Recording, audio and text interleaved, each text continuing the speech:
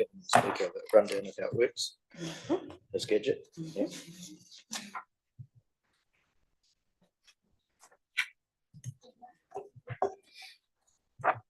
Speaker the rundown of how it works. This gadget. Yeah. Okay, welcome everybody. I'll open this extraordinary meeting of the Buller District Council Wednesday the 13th of November 2024. And we have some agenda items. One, to consider an application by the Cosmopolitan Hotel for additional gaming machines, and then a agenda item about the Class 4 gambling and TAB venue policy review that Council is working on. So I'll open the agenda with apologies, and I have Councillor Colin Reedy and Ned Telfley, I think, is also an apology today. Councillor Grant Weston is working in South Westland trying to restore fibre after last weekend's storm damage. Is there any other apologies to note? I'll move that they be received. Seconded, Councillor Farlett. All those in favour? Any against? That's carried. Just checking, is Linda online or not? Councillor Webb? No. Okay. So, do you know Councillor Naylor if she's coming or tending to come? Okay. Just keep an eye out for her when she arrives. Put an apology. Note her as an apology for lateness if she doesn't get on straight away. Okay, we voted on that, did we? Yep. Okay. Members' interest. Are there any financial or non-financial interest in any of the agenda items? Councillor Sampson. I don't.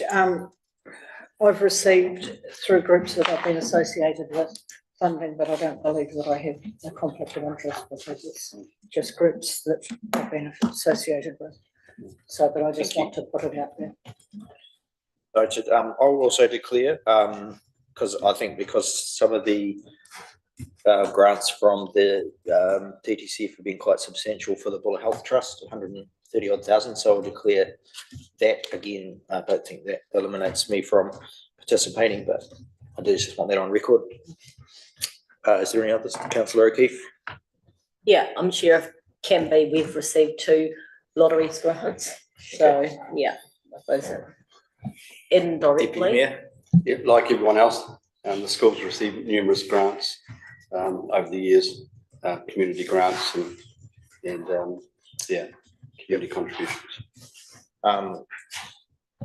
So I think if everyone's comfortable, I don't think that declarations that require not participating. I think you're participating in an open process alongside any other member of the public or any other community groups who wish to apply. So I don't think there's any particular conflict generated by that, but it's worth noting. Thank you.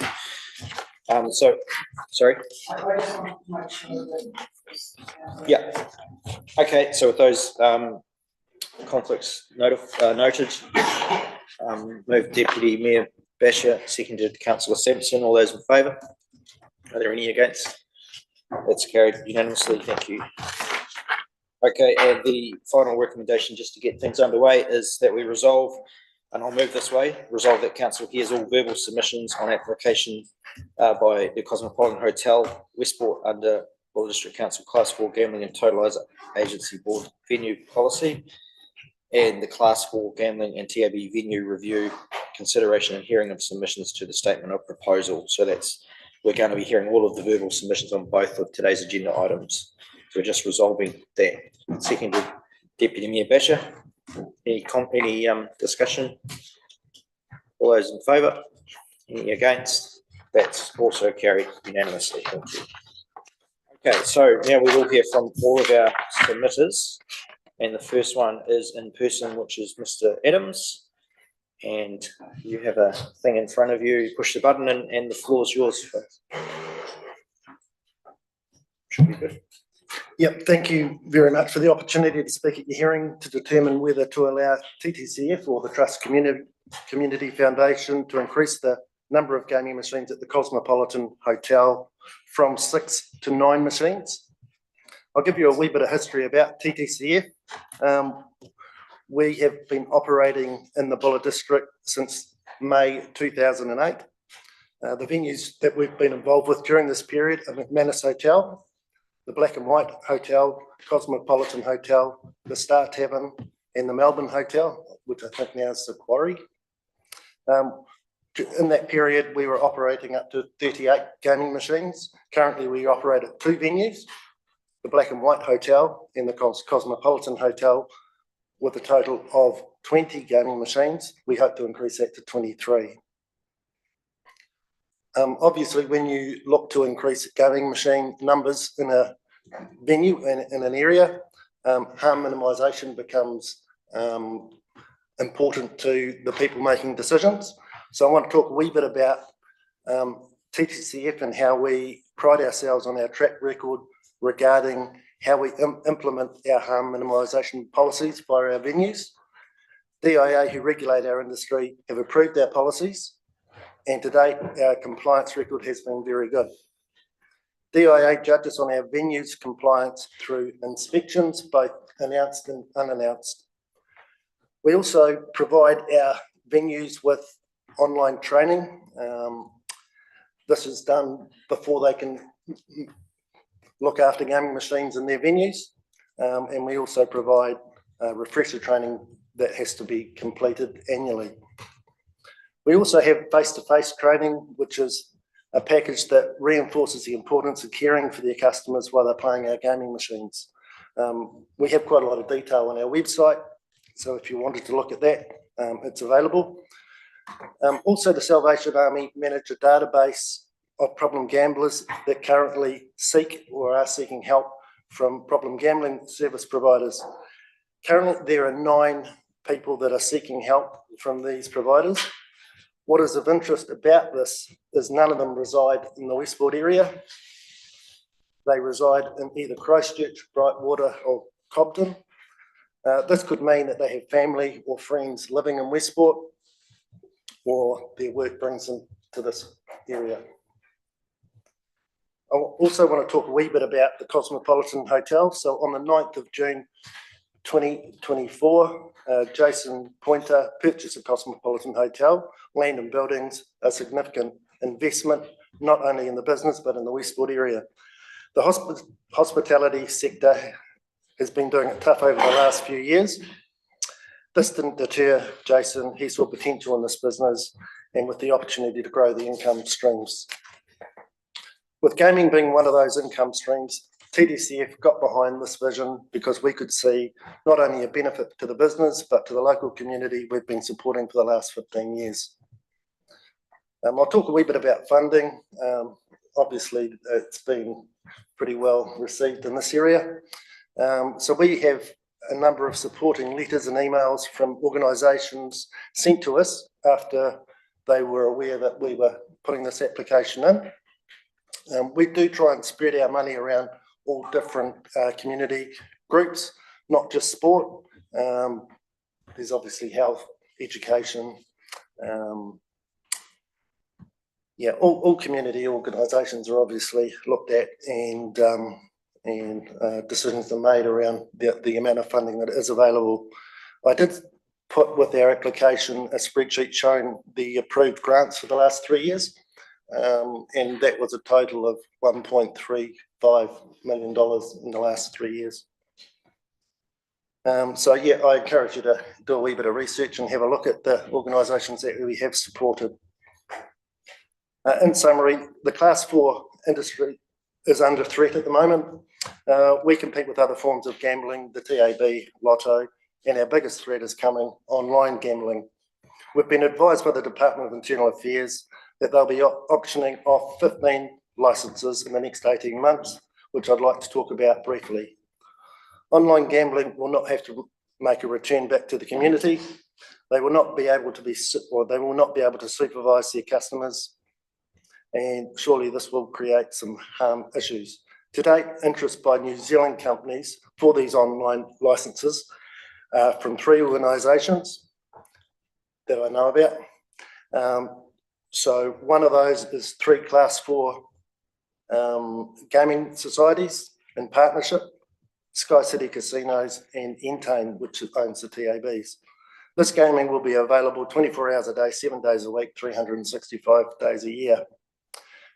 So Class 4 gambling not only benefits your community, but the businesses that host those gaming machines, which enables them to survive through some of these tough economic times. Class 4 gambling also pays a levy to the problem gambling service providers. Currently, they have a surplus of funds available. We're actually working with the Ministry of Health to somehow try and bring that levy down so we have more money to return, but we'll see how that goes. When you consider our request to increase the gaming machine numbers at the Cosmopolitan Hotel, also think about the relationships we have with your community groups and organisations that have applied successfully to TTCF, and what will happen if the funding is not available in the future, and also to consider Jason's business venture that he's now invested in. The better that business does, he will obviously have opportunities to employ new staff. I'm happy to take any questions now if you've got any. Thanks, Mr. Adams. So I'll crack it off with two. So can you just describe how it works in terms of the publican? So they don't benefit per se from the money in the machines per se, do they? My understanding is it's more around a rental for the site or something like that. And obviously the spin-off that attracts people to the venue to buy food and drink. Okay, so we own all the equipment and we pay them to manage the gaming machines, if you like.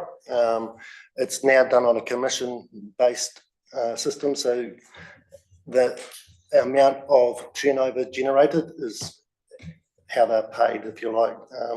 That data is available and is supplied to us. Is supplied to us from the DIA. Okay.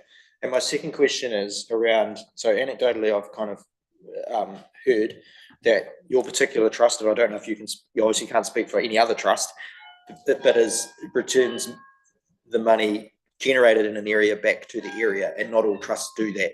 Correct. Do you want to just explain that a little bit? Okay, so all the profits that are generated in the Bulla district by TTCF is returned back to the Bulla district. We don't take a percentage away for national organisations, if you like. So yeah, all profits are pretty much kept in this area. Yeah. Not pretty much, they are kept in this area. Thank you. Councillors, any other questions? Councillor Farlow. Just commission idea. So it's in the publican's best interest for more money to go into the machines. Yes, but what you do have to recognise is that there's new regulations out where they now have to record the number of people that are in their gaming machine rooms, and also the length of time they were in there. But everything has tightened up around harm minimisation. Thanks, Councillor Grafton. Just carrying on from that, is that you talk about the harm and that and protecting harm as much as possible. So isn't that totally flawed then if you're then paying the commission on how much the business owner, that it's human, you're not going to be stopping people from playing a machine if you're making money off that? Yeah, it's a fair comment. The Department of Internal Affairs used to have a VCS payment schedule, which is venue cost schedule, if you like. So they drill right down to what it costs to host the gaming machines, and they couldn't audit it. There was just too much data to audit, so they decided to bring in a commission-based payment system that was easier for them to manage. So further to that, so all trusts use this commission-based recompense for the host venue. Yes. Okay. So yes. Yeah. So that's all the gaming machines are now electronically monitored. So the data goes back to Wellington, which DIA then put into a report, and that fires out the venue payment for the venue. We don't set it at all. we just pay what we're told to pay from that report. Okay, thank you. Deputy Mayor. Have you got an idea of, well, you would have an idea, what percentage of a dollar going in goes back into the community? Good question. I probably can't give you an accurate answer straight away, but the return to player percentage that the machines are set at cannot exceed 92%, and it's very close to that figure. So 92% return to the player. Yeah. Thank you. Okay, any other questions? Councillor Naylor? Just in terms of the total revenue, if you like, for a gambling venue, if you put more machines in, does it spread it amongst more machines, or do you actually increase the revenue? It probably will increase the revenue. I don't think the gambling market will increase in Westport. What we're trying to do is to have more people going to the Cosmopolitan Hotel, if you like. So they will get either not play at one of the other venues that are available. And we want to give them more choice, if you like. Thanks. Councillor Howard, last question. We provided the floor plan of the Cosmopolitan Hotel, but there wasn't a lot of detail around, are they going to fit into the accessible gambling space, or in any modifications and to do to make it perhaps less visible or easier monitored?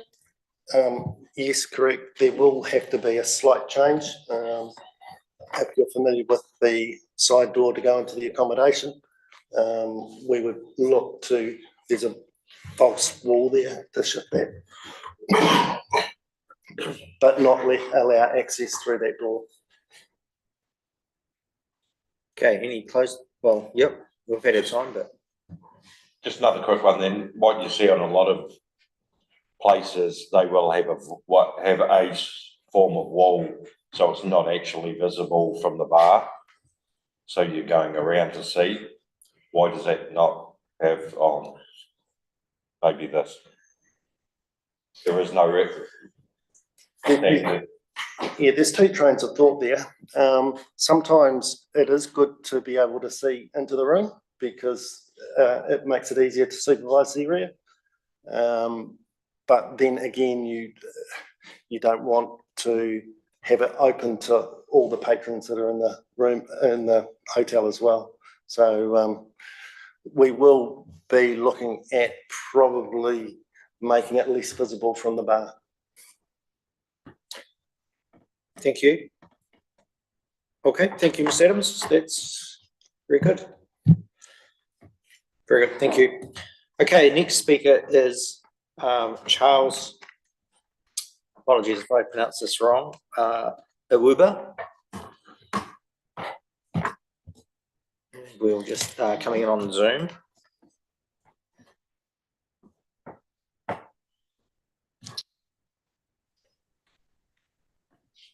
There he is. Sure. Good, Charles. So you have 10 minutes altogether.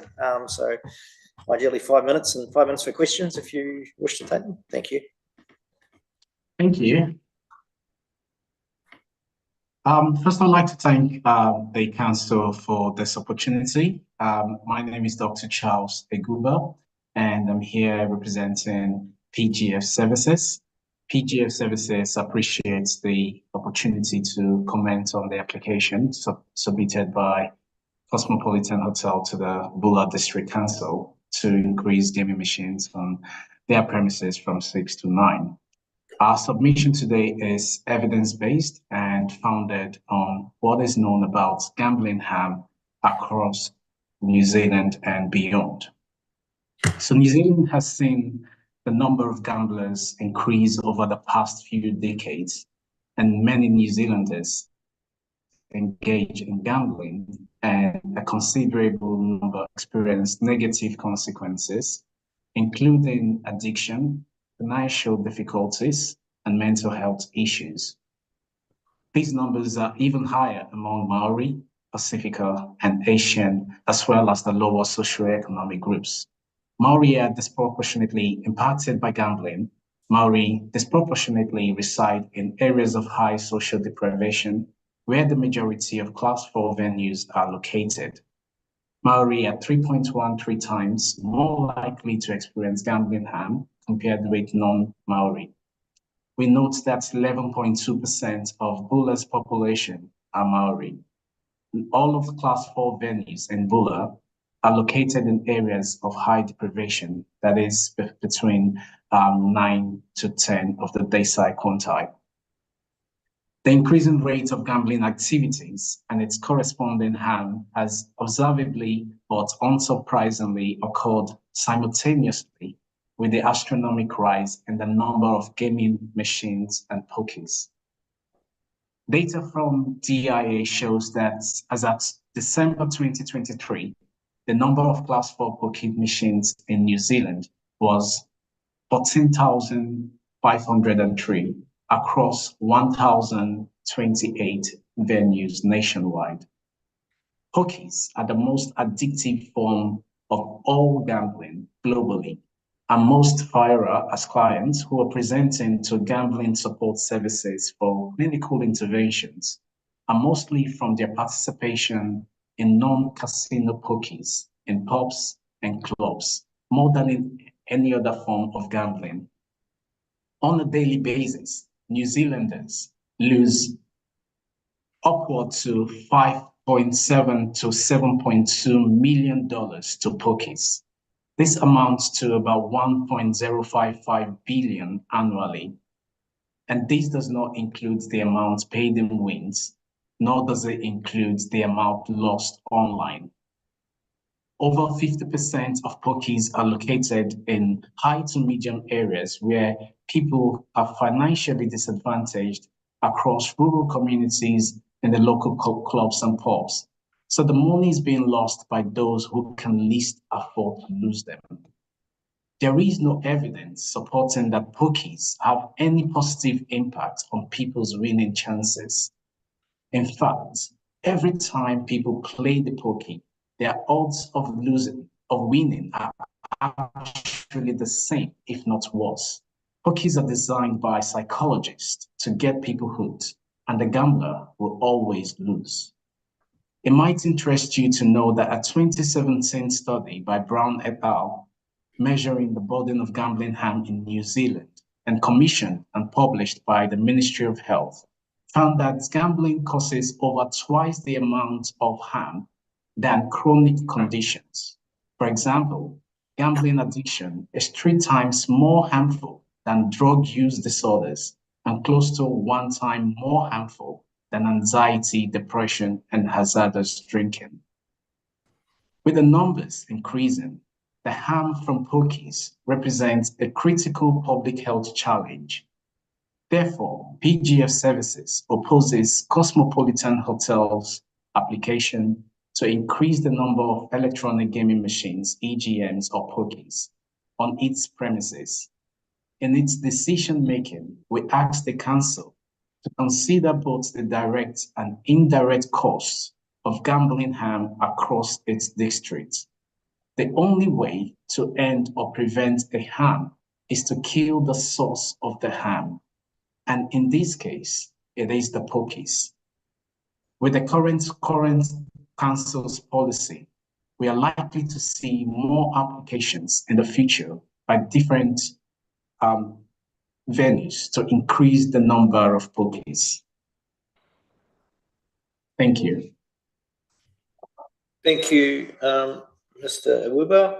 Is there any questions, councillors?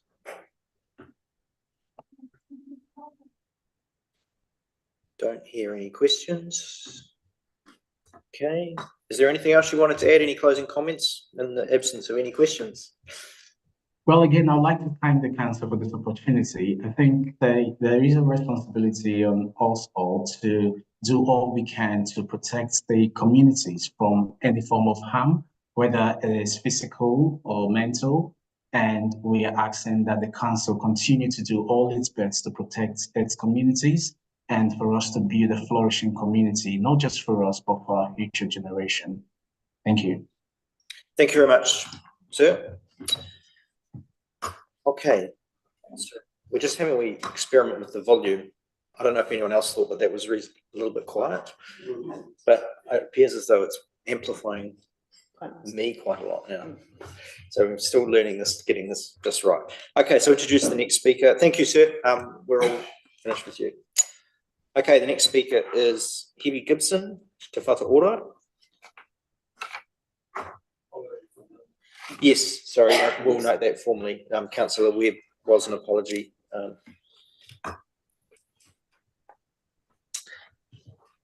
Okay, we're all good. So, Ms. Gibson, the floor is yours.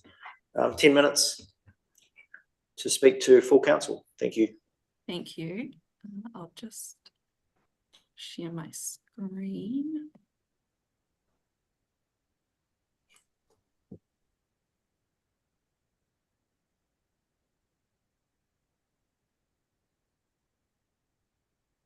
Can we see that presentation okay?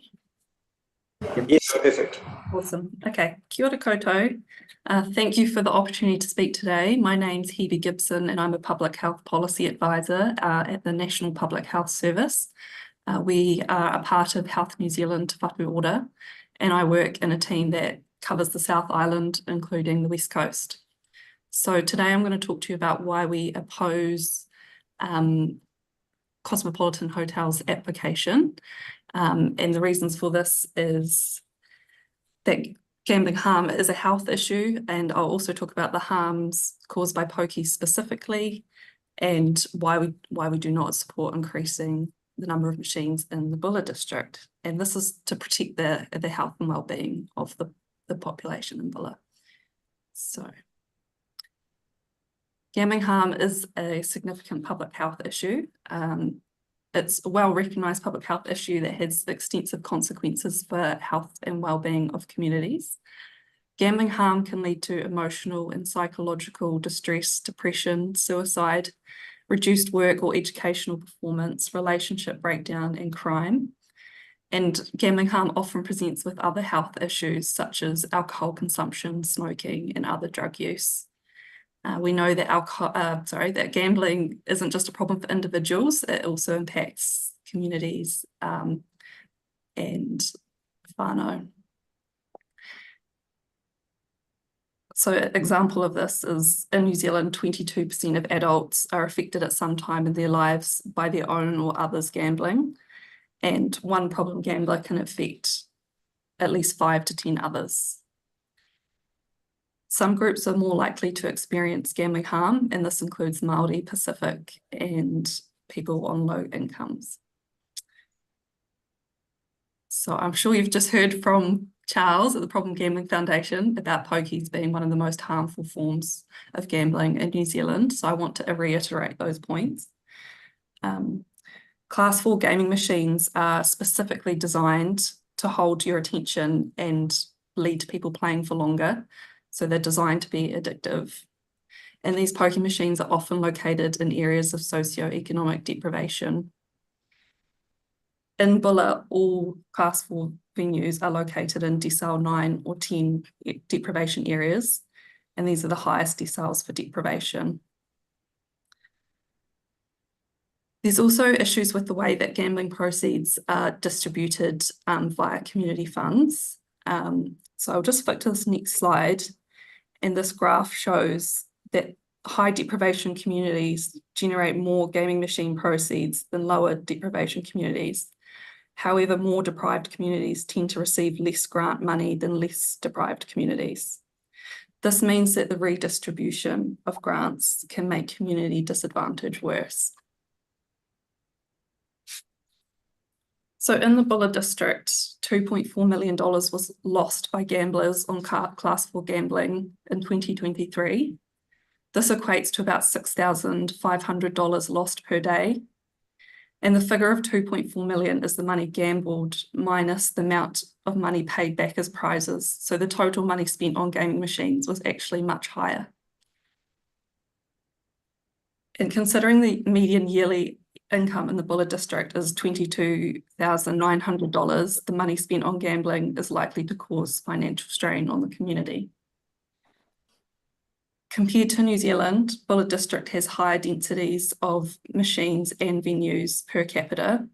So for example, Buller has 2 times the national ratio of gaming machines per capita, and this ratio will increase if Cosmopolitan's hotels application is granted. The very high numbers of Class 4 venues and gaming machines shows that there are already opportunities to gamble in the Buller District. There are 3 other gaming venues in Westport that are within walking distance of Cosmopolitan Hotel. Black and White Hotel is a 3-minute walk, Criterion Hotel is a 4-minute walk, and Club Buller is a 6-minute walk. So we are opposed to increasing the number of gaming machines at Cosmopolitan Hotel. Many hotels provide lodging, social connection, and entertainment without hosting gambling machines, and this is a healthier model. We just want to highlight that in May this year, Council declined Club Buller's application to increase the number of gaming machines. So we recommend that Council takes a consistent approach and declines this application. So in conclusion, we oppose Cosmopolitan's hotel's application because pokies are one of the most harmful forms of gambling, and increasing the number of machines may lead to more gambling harm. People who live in Buller already have plenty of opportunities to gamble, and the high deprivation in the district makes the population vulnerable to the harm caused by gambling. We support the submission from Problem Gambling Foundation. And finally, we also support Council strengthening the Class 4 gambling and TAB venue policy. My colleague, Dr. Cheryl Brunton, will speak on this policy later. Ngā mihi nui, thank you again for the opportunity to speak at this hearing. Thanks, Ms Gibson. Is there any questions, councillors? Councillor Howard?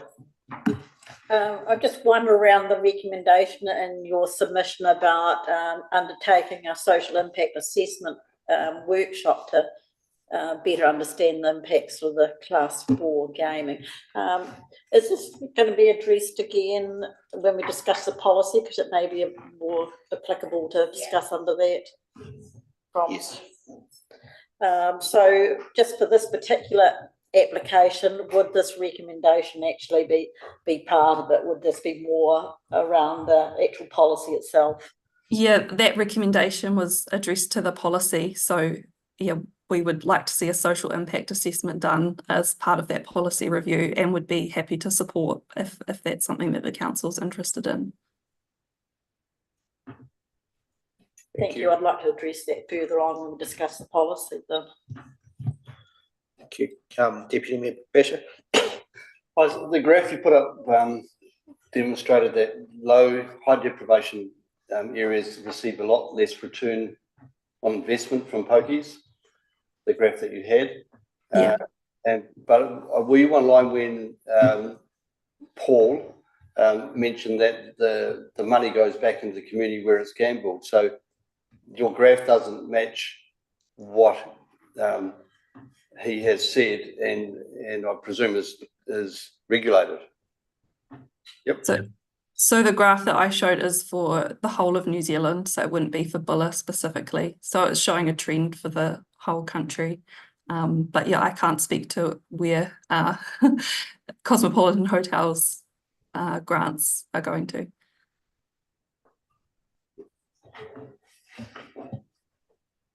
Any other questions? Councillor Nayland? In terms of problem gamblers, I mean, the figures that were always presented with are quite low, and yet you're saying, you know, gambling has quite wide-ranging effects, if you like. So why aren't the figures sort of balancing up and corroborating your argument, if you like? Well, the numbers for problem gamblers may be low because it's not always evident. People might not always present as problem gamblers, and that can be because of the shame of talking about it or the stigma around it. So the numbers might not be a true reflection. But I guess the point I'm trying to make is that the consequences from problem gambling can be wide-ranging, so they can impact the people around the problem gambler, like their family and their workplaces, and it can impact health and well-being in various ways. So those mental and physical health impacts that I talked about. Thank you. Councillor Grafton? Just on that 2.4 million figure you had up there before, saying lost, I might not have heard that right, but is that the 8% that's not returned to players? So that is the money that is spent by gamblers. So what is spent by gamblers minus the prizes that come out of it. So the total money that goes in is actually higher than that number. I'm not quite getting that. So what is, you're saying 2.4 million lost? Mm-hmm. That's not the 8%. I'm not sure. 92% is returned to players. What's the actual lost? This is a little bit tricky for me, sorry. Yeah, I wondered, Well- Charles, would you be able to answer that question? Yeah, if I can just add, I think if I'm not mistaken, you said 90% return to players. But the current Class 4 funding model actually shows that for every $1 that is lost by any gambler in any district in New Zealand, 19.49% of that amount goes to societal expenses. About 40% of that goes to the authorized community grant. 23% of that goes to gaming duty, and 1.51% goes to problem gambling levy, and around the maximum venue payment is around 16%. So some of those narratives are actually skewed and probably not the correct information out there, because there is a model by which every fund within these spaces are distributed.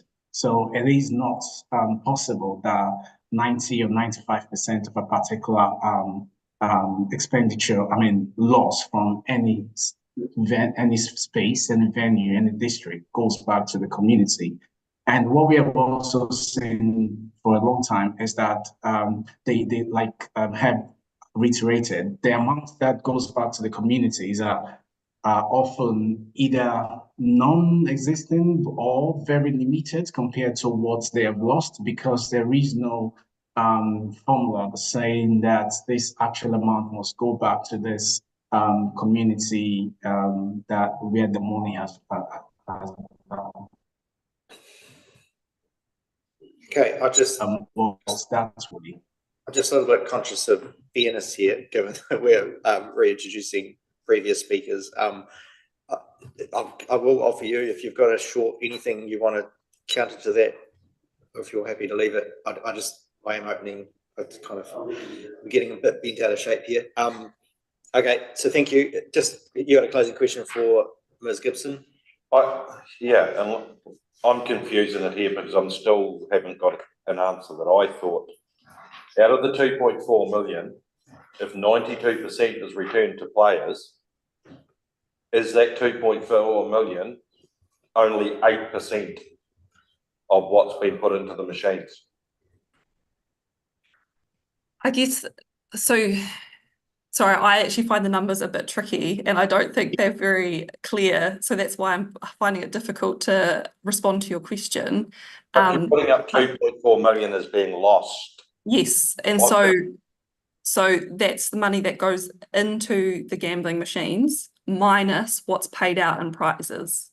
So I'm not sure what the number is that gets paid out in prizes, and I think that's the number that you're referring to.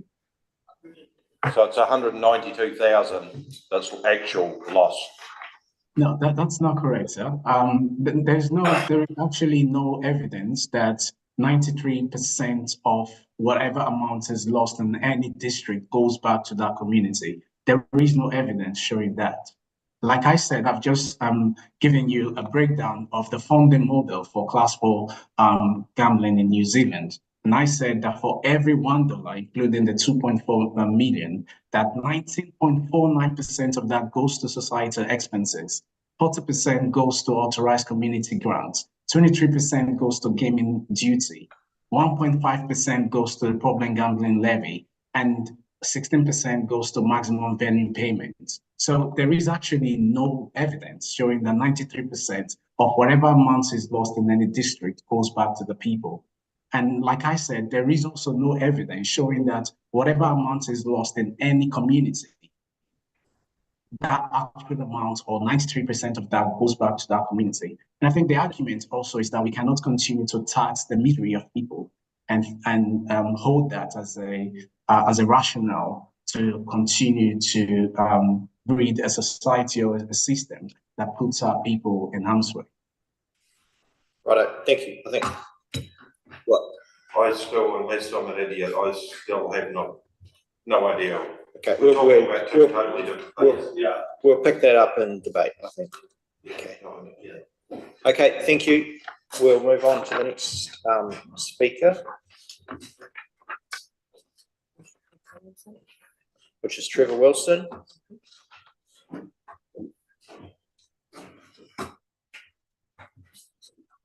Okay. I still, unless I'm an idiot, I still have no idea. Okay, we'll pick that up in debate, I think. So that's just me being laid back, slightly delayed. Mr. Wilson, you want to turn your camera on?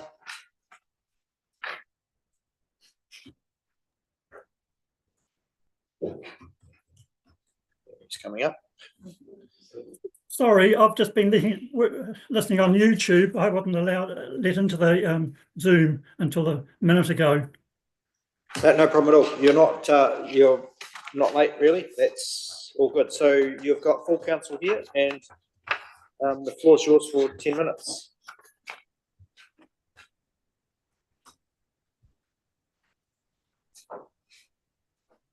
Just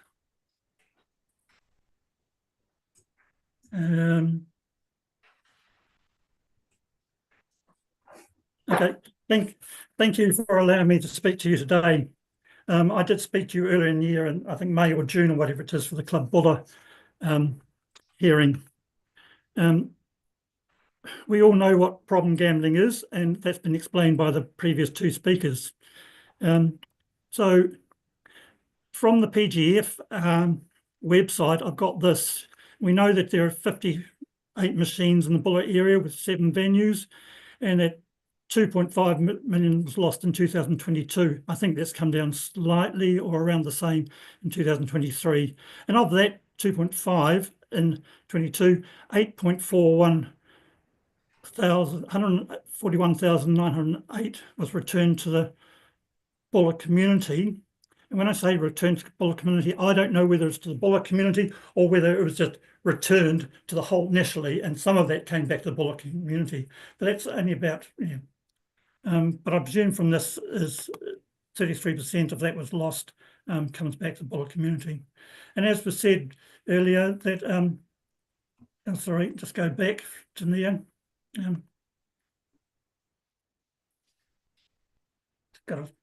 That 74% of the amount lost to pokies comes from areas of high deprivation, but they only get 12% of the grants, whereas the applicant has said that they actually give more from their society or their Pokie Trust society, whereas perhaps the other ones don't give the same, right? Because there's 3 or 4 different societies with the trusts, with the poker machines in the Bulla district. If we then look at the graphs here, as was said, the gaming machine profit is the expenditure or player loss on the pokies, and roughly 40% of that is returned to the community. The other percentage is 16% is paid, approximately 16% is paid to the venues, 40% as says there is returned to communities. About 19.5% goes to the Pokie Trust to cover their administration costs. The government gets 23%, and the problem gambling levy is 1.5%, which goes to look at research and also treatment for people who are affected by gambling harm. This particular graph shows the gambling machine profit over the last 5 or 6, 7 or 8 years. Went down in obviously during COVID, but it stayed approximately the same. So that's gaming machine profit per quarter. So that's per quarter, it's just over the $600,000 per quarter. And here it is for the per year. Again, the scale there is in thousands. So for this particular, for the last year, that's 2023, it's $2,384,000. And it stayed around that for some period of time. It's stated in the council's statement of proposal to amend its gambling policy, that Buller District has the second highest number of both gaming venues and gaming machines in New Zealand. And that in the next slide, I'll show you the comparison, but this comes from page 105 of the agenda, of the meeting today. These figures indicate that Buller District residents have a much greater exposure to Class 4 gambling than the national population. Here shows the figures, and I've compared it with Buller is in red, and I've taken it to per adult population so you can compare the figures. So while Buller has got 58, the population is lower, so it's 73 per 10,000 adult population, and venues 10. Māori Aotearoa Local Board area, which is where I live, a very socially deprived area, there's 39 gaming machines per 10,000 and 2.2 venues. And nationally, it's 36 gaming machines and 2.6 venues. And I received those figures from your own data in your which you've published, and also from the Department of Internal Affairs. So that's a big difference. And your inspectors also said, commented on these particular figures in his report, in her report. And then if we look at the submissions for your review of the Class 4 gambling and TAB venue policy, the question made, well, they had various questions, and one of them was on the issue was the number of gaming machines allowed in the district. And I noticed there that 64.7% of those who replied wanted to single it, whereas the other percentages was set a cap and status quo. And I know there's only 17 online submissions, one paper submission, but that's what you got. And whether that would go through the whole population of Buller, I've got no idea. Perhaps you know better than I, right? But those figures are on page 79 of the agenda. And I believe that for the organisations, that's stakeholders, I think it was 70% to 30%. 30% would probably be two people I can see on my screen here now, Charles and Heath, and Salvation Army, and probably the other 70% are from the society trusts and that sort of thing, right? And I noticed also that Ross and Bradley and the Buller Budget Advisory Service, who are not here with us today, did oppose this particular increase of pokies, and they objected to it quite vigorously, especially the person from the Buller Budget Advisory Service. So, as it's been said, gambling is one of the silent epidemics that are taking place within our communities that a lot of people don't take into consideration as a serious issue, and that's because we cannot physically see the harms in gambling. And if I relate it to a personal plane, my wife goes to the casino on a regular basis, I suppose every 3 weeks, I suppose, and she wouldn't appear in the statistics, which is quoted at the point, whatever it is, 2% or whatever, sort of thing, because she's never fronted up. I mean, I know she's got a gambling problem, but perhaps other people don't, and she doesn't appear in the statistics. And there's many people like her and others who wouldn't appear in the statistics of being a problem gambler. And just finally, I saw this is the figures I quoted before, and I think this comes from the Problem Gambling Foundation website, or a similar website, of the different percentages which were being mentioned. Okay, thank you very much for listening to me. Thanks, Mr. Wilson. Any questions for Mr. Wilson? Yeah, you can go there again. Councillor Grafton. Trevor, can you answer me this one, please? And I'm not sure if Paul's figures are correct. and 92% is returned to the player on average, is the 2.4 million lost the 8%? Because it seems too high. I believe it is. So you're telling me of 100% If- the poker machines, the 2.4 million lost in the Bulla district is only 8% of what's put into machines. Reading here, the money lost on poker machines is called the gaming machine profit. If you look at the figures I had there, the gaming machine profit from the area, and I think I quoted the 2024, was it? 2020, no, sorry, 2023 was 2.4 million.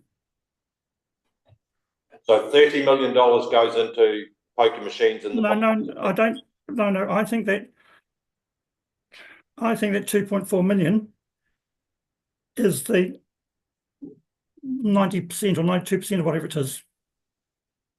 But that's going back to the players, so how's that lost?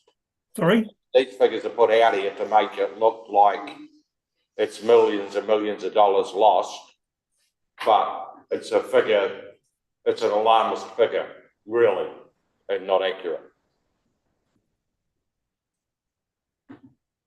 And we have all these experts giving us these figures. I mean, I'm not an expert, and I don't know whether the other two are experts in terms of those figures. They're experts in terms of the gambling harm, but they can speak to the, their. So is anyone able to give us a yes or a no on whether that 2.4 million is the 8% or not? Yes or no? I think I've given my data here showing that only 40% of, by the current act, it's not only the 40%. That's Sorry? not the question. We're going to get nowhere. So for every amount, every $1 that is lost to gambling, there is a funding model. Not the question. And we cannot play with that model. That model is based on the act, and 40% of that, of the net proceeds from gambling, goes back to the community, not 93%. There is nowhere where that happens. Okay, let's word it a different way. I put $1 into the machine. I'm one gambler, Yes. $1. What happens to that dollar? For that $1, you have 19.49% of that amount goes to societal expenses. You have 40% of that $1 goes to authorized community grants, which is what your colleague was talking about. And then 23% of that goes to gaming duty, and 1.51% goes to the problem gambling levy, while 16% of that amount goes to the maximum venue payments. And this is the current funding model. And so I cannot make anything up. This is based on the current law. Yep. So Paul's figures are, you're saying, are totally incorrect, because 92% goes back to that person that put the $1 in. They're getting, on average, they're getting 92 cents back. So I'm not sure how your figures can be correct if Paul's are correct. One is, they're a million miles apart. It's not close. Yeah, I think if that is the case, we're not going to have people committing suicide because they're losing their livelihood. We're not going to have people stealing from their workplaces and having to go to jail. Get all this, Okay. but it's not answering the question. No. Okay, we'll call it. We'll come back to it. Thank you. Okay, so that's all of the verbal submissions on the COS one. Thank you. Now we move to the policy. So I note that some of the content of Mr. Wilson's was referring to the policy review. Are we right? Yep. But they were two distinct consultations, and so now the next set of verbal submissions are the venue policy review work, and the next speaker is Lucy Waterous, Clubs New Zealand, coming to us from Zoom.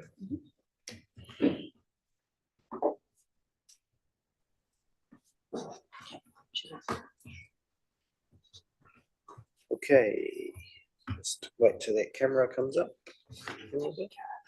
There we go. Kia ora, Lucy. So Ora. you have all of council. You can obviously hear me, so you have 10 minutes. Thanks. Lovely, thank you. Good afternoon. So my name is Lucy Waterous. I'm Chief Executive of Clubs New Zealand.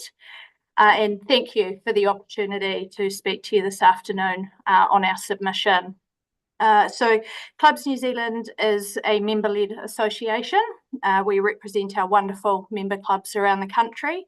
And currently we have 315 clubs as part of our membership, and just shy of 150 of those operate Class 4 gaming. Our membership, for those that might not be aware, we're largely made up of working men's clubs, community clubs, RSAs, sports clubs, and there's approximately 300,000 individuals across the country that belong to one of our clubs. So of our 315 member clubs, we've got one that operates Class 4 gaming in the Buller district, and that's Club Buller. And I must say that Club Buller's not only got a very proud history on the coast, but they're a very, very valued member of Clubs New Zealand. So Club Buller operates 10 gaming machines, and I note in their most recently completed financial statements that they applied net proceeds to the tune of $40,000. And these funds are applied to the club's authorised purposes. And what we really wanted to highlight in our submission to council is that clubs are quite unique and that they are able to apply the funds as opposed to distributing the funds to the community.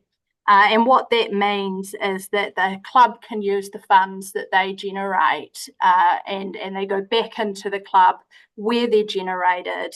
And that critical funding ensures that the club remains open, it's operational, and it's available to its members and to the wider community as well.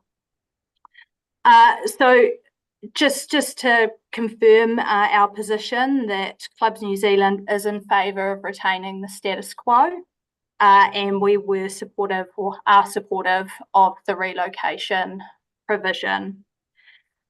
We would like to reiterate that relocation should be seen as a good thing. We strongly believe it should be seen as a good thing. Not only does it give our clubs and businesses confidence that if the worst case should happen, that they can pick themselves up, they can relocate to a new place and continue on for the benefit of the communities that they operate in. But they also allow a club or a business to move out of an area that may be deemed unsuitable to a place that is more appropriate.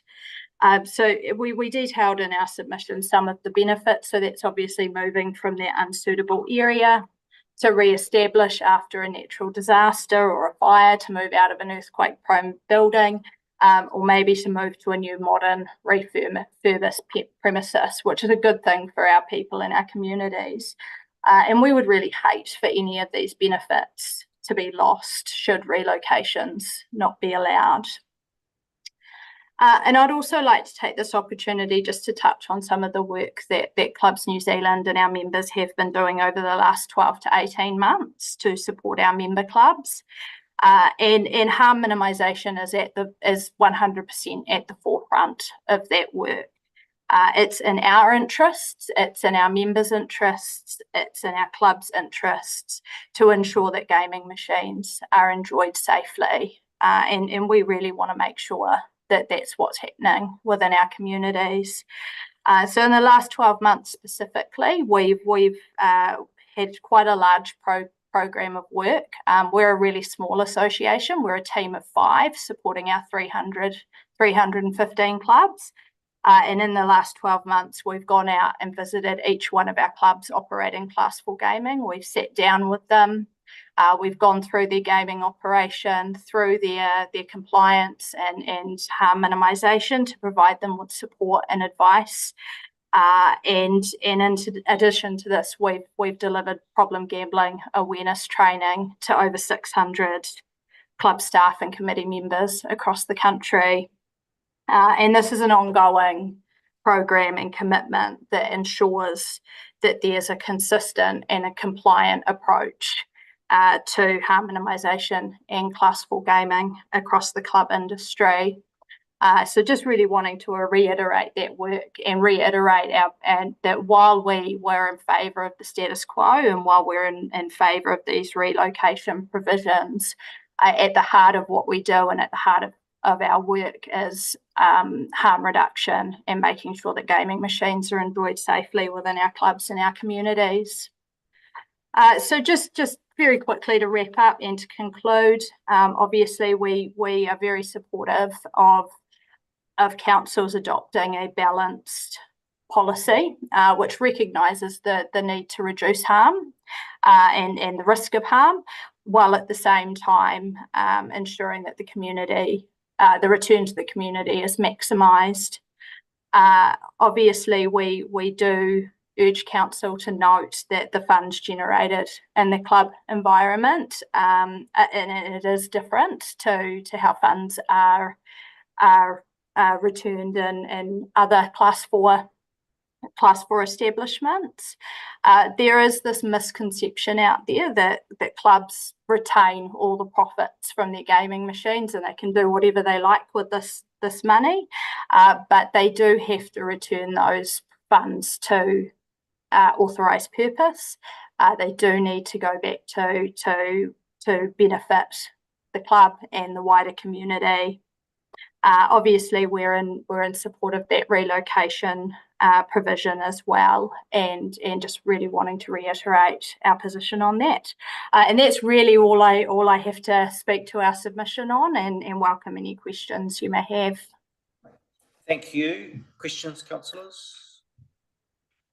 Councillor Howard?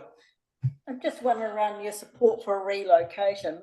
Are you in support of maybe it's a discretionary circumstances around relocation, or should the relocation be allowed, then any existing licence would be relinquished? So you couldn't, say for a tenant, they couldn't move and take their licence and then the landlord have a retain? Yes, it's I guess it's slightly different in a club setting, and I'm speaking from a club position. We would certainly expect there to be some consideration given to that relocation, making sure that the relocation is actually going to somewhere more desirable. We would certainly not expect there to be provisions for relocations to what would be considered higher deprivation areas. I'm not quite sure of the answer in terms of where there's a landlord in a lease situation, because Club Buller specifically, they own their premises, so it would be a full move to somewhere new for them. Thank you. Councillor Grafton? Just on the when you say the profits you are able to keep in the club, Mm-hmm. does a proportion of the profits help subsidise the cost of the product, which would maybe be a little bit unfairer to what a pub has to do? So a club cannot. So I should reiterate that authorised purpose, it can't be used for anything to do with the bar. So they can't use it for the sale of alcohol. That needs to be separate. So it's generally into maintenance of the premises. There is provisions in the authorised purpose to be able to cover some wage costs, but not for bar staff. So it does need to be separate. So, but you always seem to see your club's prices are cheaper. So there's I can 100% say that's not related to gaming. And yeah, we've got 150 clubs that don't operate gaming, and they're able to keep their prices down on the bar as well. So the gaming and the sale and supply of alcohol do need to be kept separate. Thank you. Councillor Naylon? Yeah, you talked a lot about your program to reduce harm. What's the driver behind that? Have you seen a lot more harm in the last few years?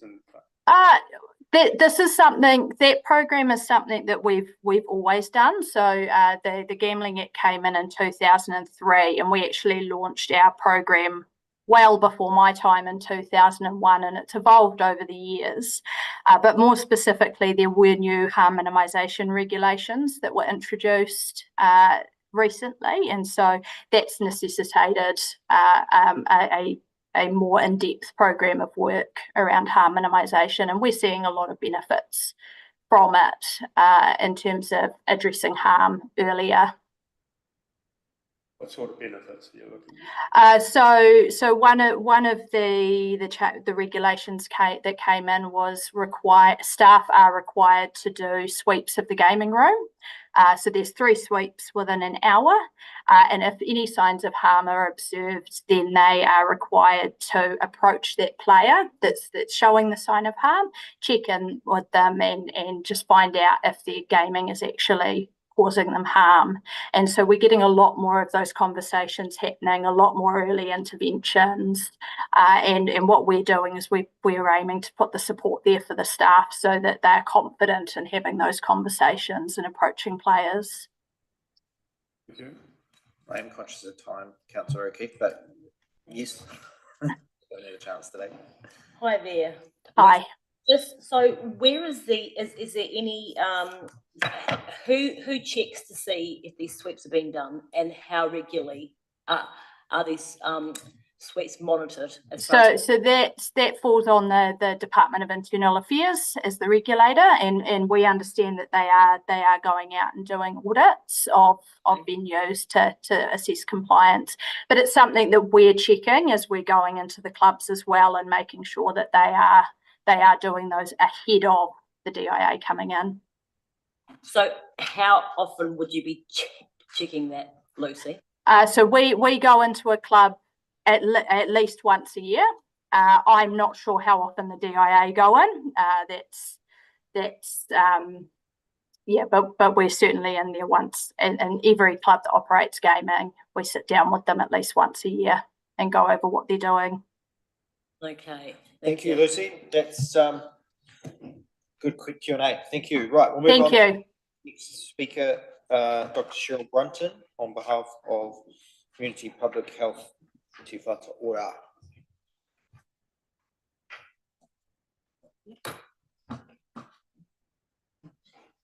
And we'll just bring Dr. Brunton in.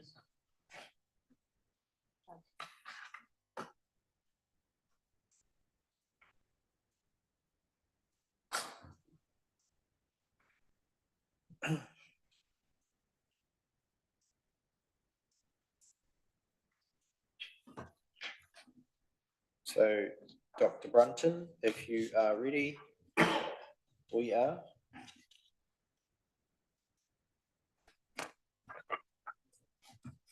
If not, we will go to Charles. Just check, because we are a little bit behind time.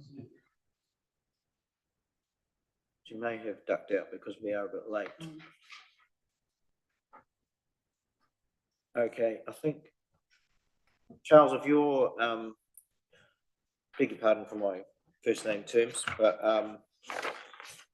if you want to do your second stint on this time submitting on the policy. Yeah, thank you. So once again, I'd like to thank the council for the opportunity, and also commend the council for its current policy and the policy team for their mahi. However, we at PGF Services, we argue that the existing policy does not respond strongly enough to the burden of gambling harm in our communities today. As I've reiterated earlier, pokies are the most harmful form of gambling in New Zealand, and they are highly addictive and specifically designed to be very absorbing. Ira's clients are presenting to gambling support services for clinical intervention from their participation in non-casino pokies and pubs and clubs more than any other mode of gambling. In the most recent years, we have provided clinical support service to 25 individuals who struggle with gambling addiction in the Bula district. As we speak, we currently offer gambling harm support to 5 members of the Bula community. Many of the community members acknowledge that they or their family members struggle with gambling addiction. However, a lot of them are yet to commit to clinical support, citing shame and trust factors. In fact, a Farah from Bula said she stopped gambling for a few months now because, and I quote, "My favorite venue, the McManus Hotel, shuts down." This is indicative of the impact of availability or lack thereof of gambling products in our community. The evidence shows that a sinking lid policy is one of the best policies available that take on a public health approach to reduce gambling losses and harm from Class 4 gambling.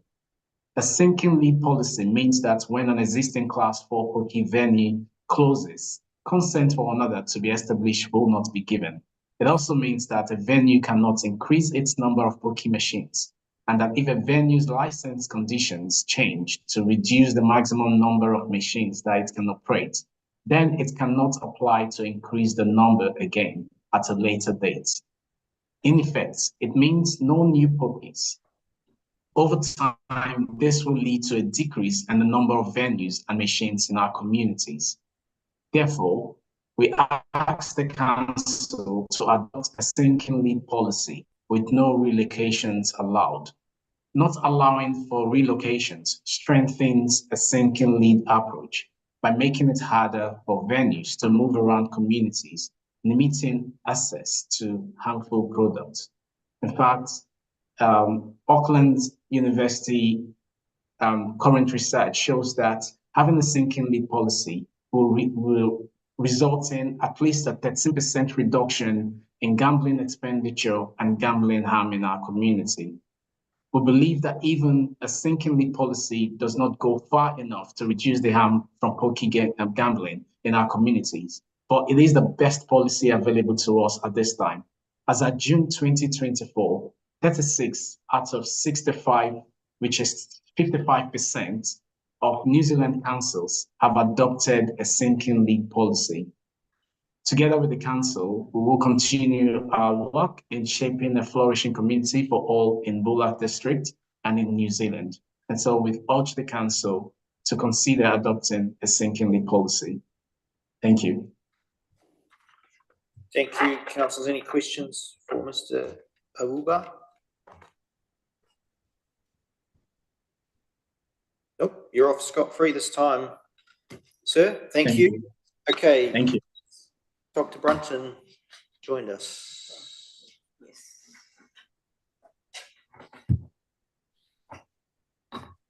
Okay, Dr. Brunton, the floor is yours. Hello. Sorry. Do you want to mute yours? I'll come out. I'll leave.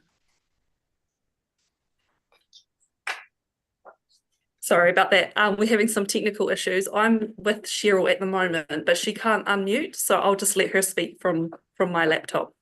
Okay, that's absolutely fine. Thank you. My apologies for technology, particularly at my end. Just checking that you can hear me okay? We can, perfectly. Thank you very much. And thank you very much for the opportunity to speak to you today. We submitted, that is Te Mana Ora, our part of the National Health Services, submitted on the review of your Class 4 gaming and TAB policy. And this is something that we have done for other councils on the West Coast as well. And I think it's very much timely and opportune that you have turned your attention to reviewing the policy, because I think that there is a lot more evidence now than there was when you were first promulgating your policy about what is effective in terms of policies and reducing gambling-related harm. So we are clearly here to advocate for a revised policy that will further minimise harm from gambling, ensuring that the whole scope of impacts from gambling are considered during the review process. And as Charles has already told you, they're one of the most effective ways to reduce both gambling expenditure and gambling related harm over time is to reduce the number of gambling machines and venues. So we also support a sinking lid approach.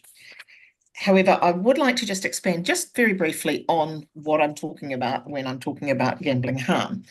There are significant health, social and economic harms for individuals and families. And I'm sure that as individuals in the communities of the Bulla, you already know that because you know people who've been harmed. And harmful gambling actually occurs right across the spectrum of symptom severity, from people who are relatively low risk, of which there are many, but it adds up to greater harm, people at moderate risk, and people who actually have problem gambling. And this continues to affect all aspects of their well-being for individuals, their whānau, and their communities. And the recent research that has, I think, already been referred to in about gambling harm in New Zealand identifies at least 6 domains of harm. Decreased health, and that's in relation to both disease and death, emotional and psychological distress, financial harm, reduced performance at work or in education, and relationship disruption, conflict and breakdown, and sometimes even criminal activity like theft from family members, businesses, and communities. In fact, researchers found that gambling causes about 2.5 times as much harm as a chronic condition like diabetes, and 3 times the amount of harm from drug use disorders. So it's up there in terms of causing direct harm to people and their communities, particularly because it doesn't just affect the person who's got a problem with gambling, it affects their friends and family. And gamblers themselves tend to underestimate that effect, that negative effect on others. And in fact, in 2020, the Health and Lifestyle Survey found that 4.5% of the people who responded to that survey experienced at least one form of household level gambling harm the last 12 months. So that's not just people experiencing harm for themselves, but that's people who've experienced being harmed because of the gambling behaviours of another. Gambling harm can typically present with other health issues, like higher levels of alcohol consumption, smoking, other drug use. And it also has substantial links to mental health problems and to psychological well-being. Problem gamblers tend to report high rates of depression and anxiety. And evidence suggests that people who do have depression may actually use gambling to manage their symptoms, but it actually because it gives them a temporary boost to feel a little bit better if they win, but in the longer term, they're more depressed. The other important thing I would like to say is that the risks and prevalence of harmful gambling in the community are not equitably distributed. Māori and Pacific peoples are at most risk and have the highest prevalence of harmful gambling. There is actually also a disproportionate harm from class 4 gambling, that is gaming machines or pokies, in that they are a particularly addictive form of gambling. For those of you who've seen them, down at the venues that you have in the Bulla, you will see, and if you've played them yourself, you will see that they have characteristics that reinforce the behaviour of gambling. You get a bit of a win. That's always a good feeling. You get colours, you get lights, you get those sorts of things that keep you doing it. But a bit like the casino, I'm afraid the house always wins with these. And that's not about manipulation, that's just simple mathematics. So many, for example, people who work in mental health would describe class 4 gaming as particularly addictive and pernicious. And that's something, as I say, that you can find, and the really only restrictions on you using it are that you have to be 18 or over. That's a wee bit of a problem too, because the premises on which these machines sit are licensed for alcohol. You might want to update the reference to the Sale of Liquor Act, because we've had the Sale and Supply of Alcohol Act since 2012, but being there, judgment can also be affected by consuming alcohol. You don't have a lot of drinks. I'm sure this, speaking to those of you who do drink alcohol, you don't have a lot of drinks to loosen up. A couple of drinks will do it. It'll affect your judgment and whether or not you stay in front of that machine or you depart. And if you feel like you're winning, you might just stay. So essentially, what I'd like to move and talk about now is really our suggestions and recommendations around your proposal document. And essentially, we are talking about recommending a sinking lid option for each of the categories that you've listed: the number of gaming machines in the district, the number of venues, and venue location for both gambling venues and TAB. Also, the number of gaming machines allowed per Class 4 gaming venue.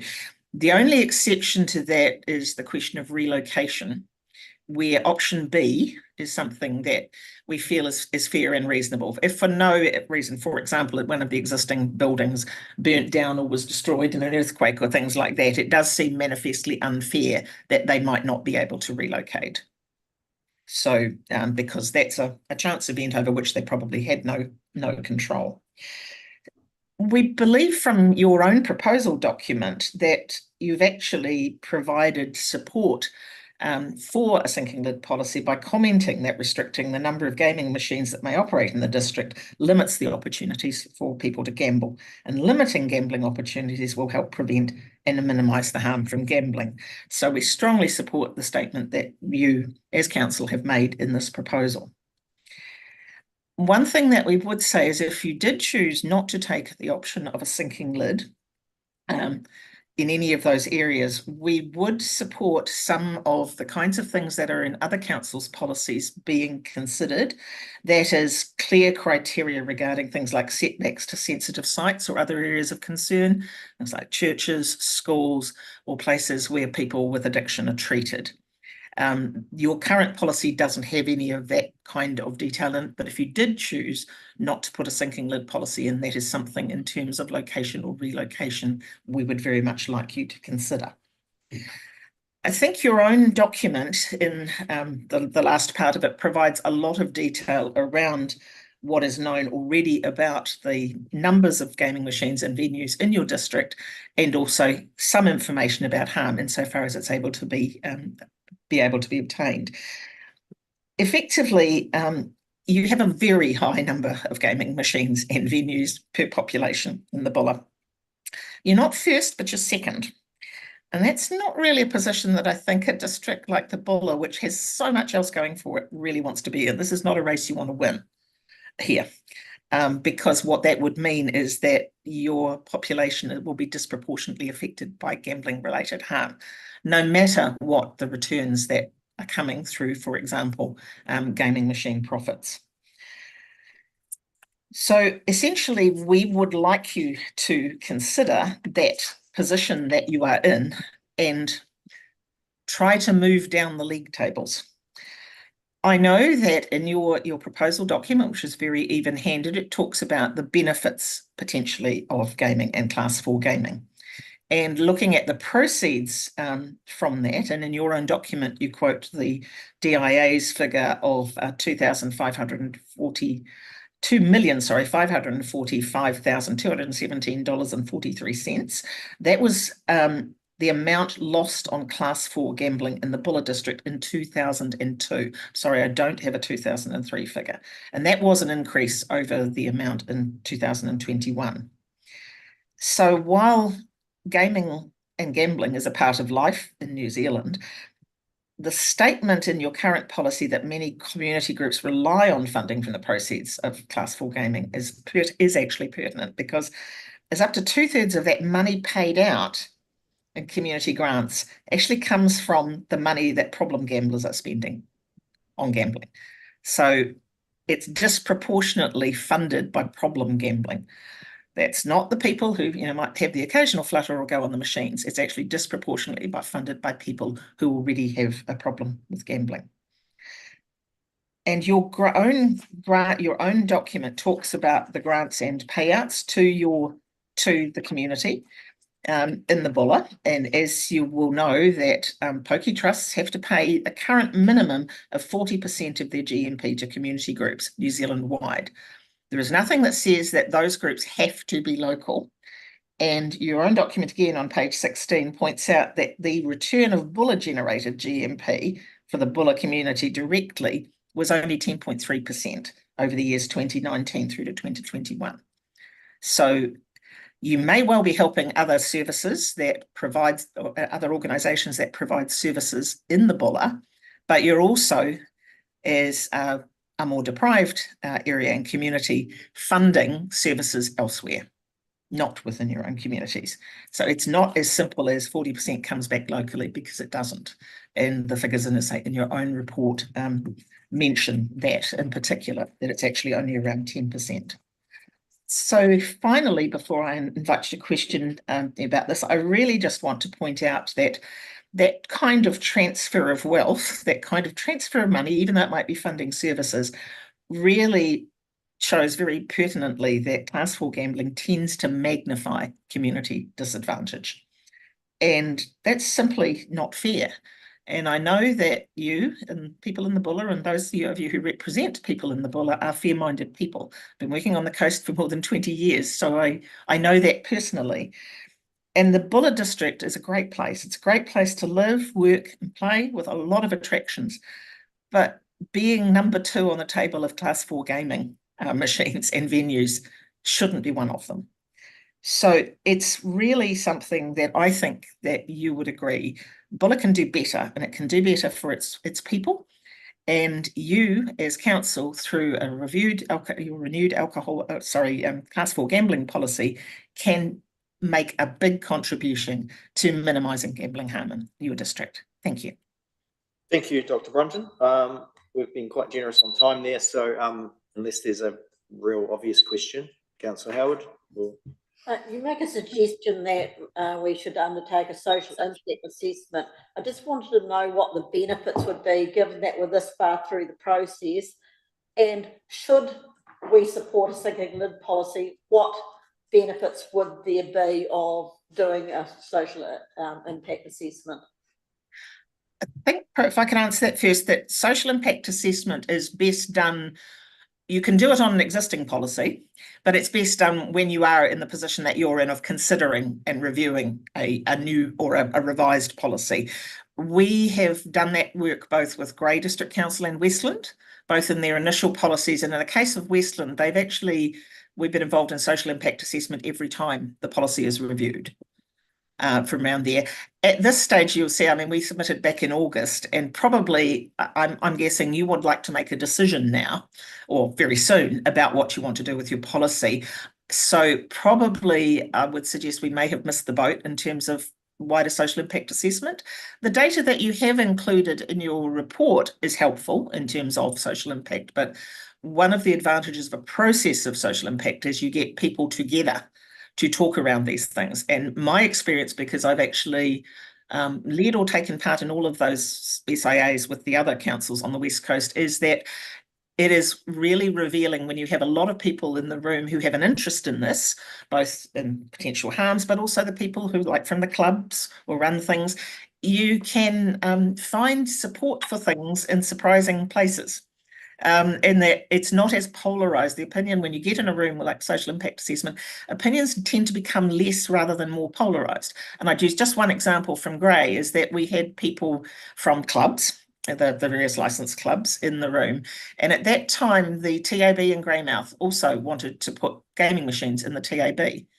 Now, the clubs, not surprisingly, some of their they see as they were providing the potential to keep a closer eye on people who they might have identified as regular patrons who might be becoming problematic and support them. They couldn't see how that could easily be done in a TAB venue, because you're not necessarily getting to know people in the way you do if folk come in for a drink or a meal or those kinds of things. So I have always been impressed in the social impact assessment processes I've taken part in, how there is actually less disagreement than might appear when you get people in a room and get them to talk these things through and have their points of view listened to. Thank you, Dr. Brunton. Right, we'll move on to the next speaker, which is Mr. Hodges from New Zealand Community Trust. Apologies for our lateness, Mr. Hodges, but the floor is yours, 10 minutes. And sorry, is there a presentation of mine on screen, or do I need to share that myself? I would share it yourself if you can. I'll do my best. I hope this doesn't count against my 10 minutes because I'm not good with technology. Oh yeah, there, I see it at the bottom there. Share screen. Here we go. Looks like we're getting there. And are you seeing the full slide or notes? Now we're getting more of a presenter view.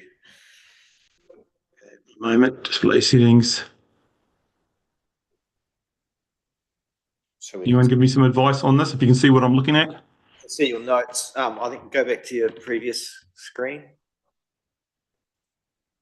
Do you know how to do Yeah. Display settings. Swap, no. Go back to where you were before you did whatever you did to get to here. Yeah, that's a problem, mate. There we go. How's that? And okay, we'll go with that. That'll do. Look, thank you for that. You can see that now, though, eh? Yeah, that's good enough. Yep. Great. Look, I've got a presentation I prepared, but hopefully at the end there's still time. Oh boy, there's so much misinformation and incorrect statements have been made today. If we don't have time today, please do get in touch with myself, Samantha or Jared True, who can give you some facts. Because unfortunately there was an awful lot of stuff today that wasn't accurate at all. But anyway, here's my powder. Look, NZCT supports your current policy and a permissive relocation policy. It lets your community enjoy the economic, social and entertainment benefits of what is a highly regulated Class 4 gambling model. Arguments for a sinking lid are badly flawed. And consider this graph, and I'll move to the next graph, to the graph. Since 2003, many TLAs have adopted sinking lids, and pokie machine numbers have reduced by 11,000 machines, or about 44%. The red line, and you might struggle to see it, but that red line at the bottom shows that the rate of problem gambling amongst adults was a low 0.4% in 2007. Jump to 2018, and Health New Zealand have found that the rate was barely different at 0.2%. So it's very clear that there's no correlation between a sinking lid and reducing harm. Sinking lids do not reduce harm. You might have heard, in fact, you have heard an argument today that sinking lids have reduced harm by 13%. But as the graph shows, this is factually incorrect. The claim relies on a misrepresentation of a report that actually states that sinking lids, as well as per capita caps, by the way, do not reduce harm, but expenditure by 13%. At last measure, 0.2% of all adults experience gambling harm. The inverse of that stat is that 99.8% of adults are not problem gamblers.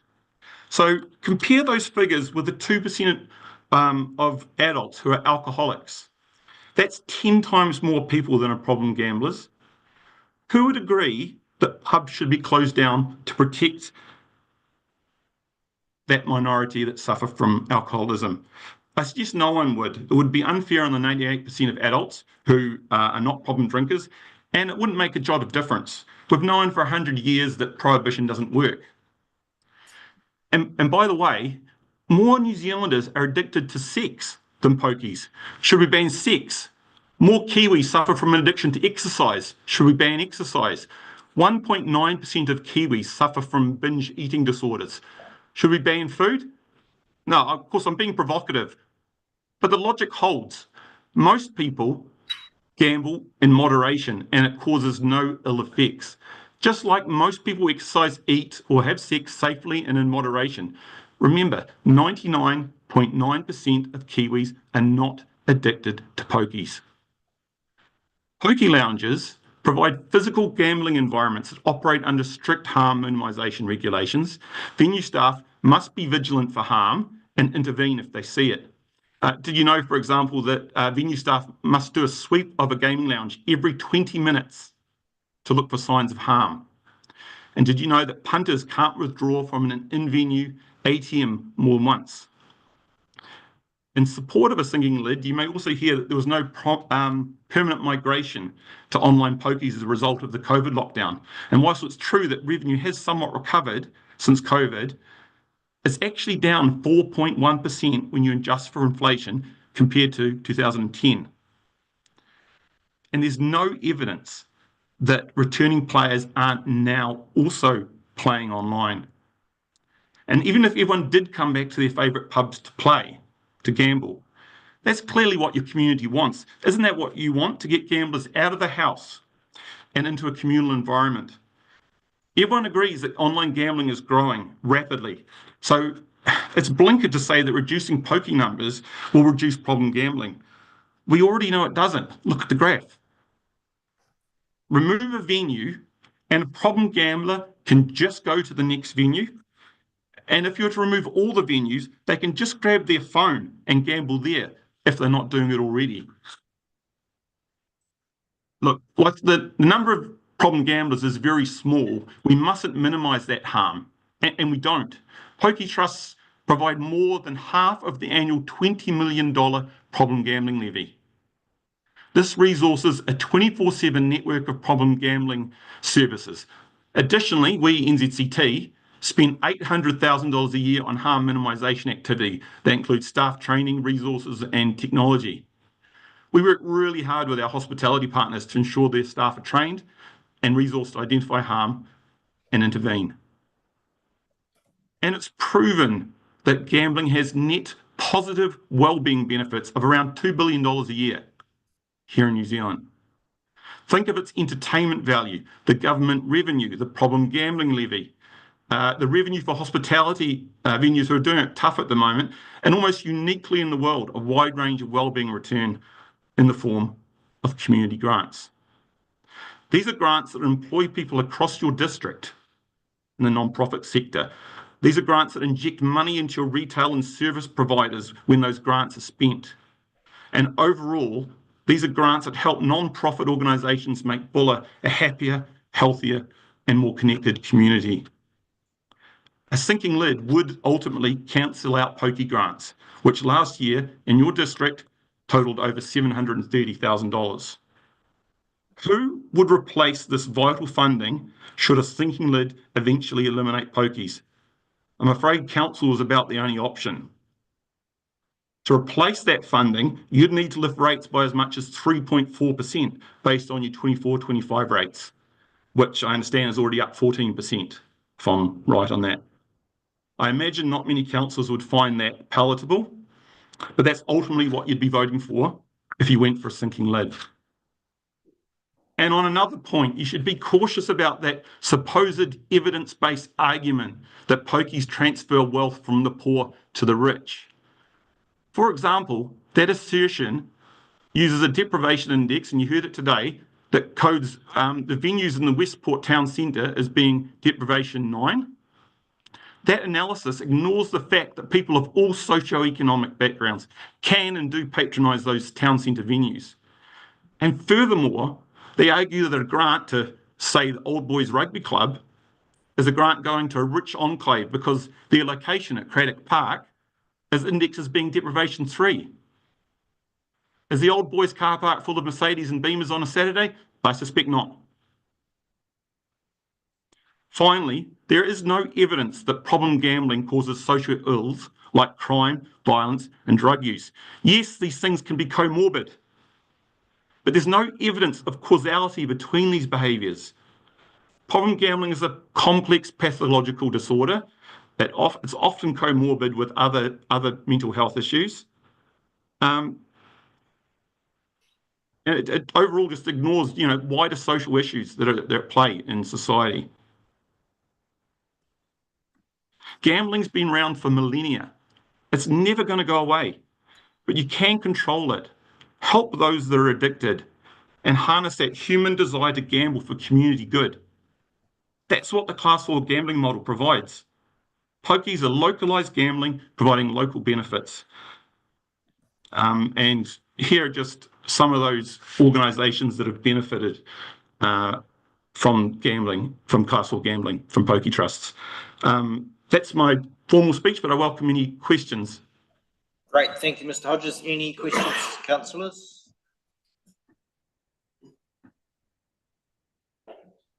Okay, you were very clear and concise. Thank you. Just as a final point, please do get in touch afterwards if you've got time and interest to get some facts and figures, because it was really badly misrepresented earlier today. 90.9 cents in the dollar goes back to the player in winnings. Of that 9 cents that is left over, the net profit, or the gross profit, that money is spent, as I said, problem gambling levy, government, GST, our operating costs, and money going back to the community. 40% nationwide must go back to the community nationwide. Where our venues, where Class 4 venues are less profitable because our costs to operate are more or less the same wherever we are in the country. If people are spending less in the machines, it's harder to provide that 40% return. But I can assure you, in NZCT's case, that the money raised in Bulla is returned to Bulla. It's the only fair way of doing it. Okay, Thank you. Rightio, thank you. No further questions on that one. Thank you, Mr. Hodges. Very good. Right, our next speaker is Samantha Alexander Lyon Foundation. Kia ora. Thank you very Samantha, much. you have 10 minutes all up as well. Thank you very much. And it's always very hard to follow a very impassioned or passionate speaker. And unfortunately, I wasn't online to hear many of the other speakers. Your consultation will be best served by listening to to Jared True, who is following on from me. But anyway, essentially, it will come as no surprise that we don't support a sinking lid policy. We absolutely, I think it was the doctor who spoke from Te Whatu Ora, we absolutely do support an inclusion of a relocation provision. It is our submission that relocation provisions have and do serve a very important role in the reduction of harm, especially in the ability to move venues, not just in extraordinary circumstances like a fire or an earthquake, but to move venues out of areas of high deprivation into areas which are more conducive for the community purpose, and obviously with oversight from councils as elected officials and their elected officials. We operate 6 gaming machines at one venue, Hotel Reefton. We are licensed to operate 8, but the venue chooses to operate 6. It's a manageable number, and it supports the recreational approach that the venue offers. As you have pointed out in your statement of proposal, our venue operators, our venue managers, and our venue staff are members of your very own community, and the last thing they want to do is see members of their community lose everything they have due to a problem with gambling. And to Ben's point, all of the statistics suggest that the prevalence of gambling harm hasn't changed over the period that we've been gambling in New Zealand, and I'll speak more to that. Sorry, I've got a dog barking in the background. So our venues do provide a safe place for the community to exercise their right to have a flutter either on the ponies or on the pokie machines. Since writing our submission, I do want to point out that in our opinion, the landscape has changed. We are now firmly, the new regulations that we may have spoken about in August 2023 are firmly entrenched. And whilst the workability of them created a large degree of angst when they were first introduced, people accept change, and we've settled into these new regulations.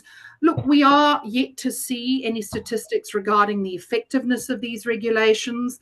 But on that note, I'd like to point out that since I wrote the submission, there has been a new gambling harm needs assessment issued by Malatest. I referenced the one in 2021. And there's just some really key takeaways that I know I didn't make a submission on the current one, but this report, this assessment is commissioned by the Ministry of Health to develop its problem gambling levy argument and draft proposals, etc., which it then submits to the Gambling Commission. And some key takeaways that I'd just like to point out in this most recent report, and I do urge you to access it. The problem gambling prevalence rate has remained stable. It has not reduced. This is despite a very well-funded a gambling harm service provider. There is continued downward trend in the number of clients receiving support. The number of clients peaked in 2014 and 15, and in 2023, so the number in 2014 and 15 was 7,210 New Zealanders. And in 2023, the number of clients was only 4,410, a 2% decrease compared with the previous year. So this is not me saying this. This is an agency, tasked with this by the Ministry of Health. Surprisingly, and actually quite alarmingly, people with lived experiences, and these are some of the quotes, in some regions, the only service provider is a Maori-specific provider who is reluctant to provide support to non-Maori because they are not funded to do so. All services need to work for anyone who shows up at the door. And this is a quote from the report.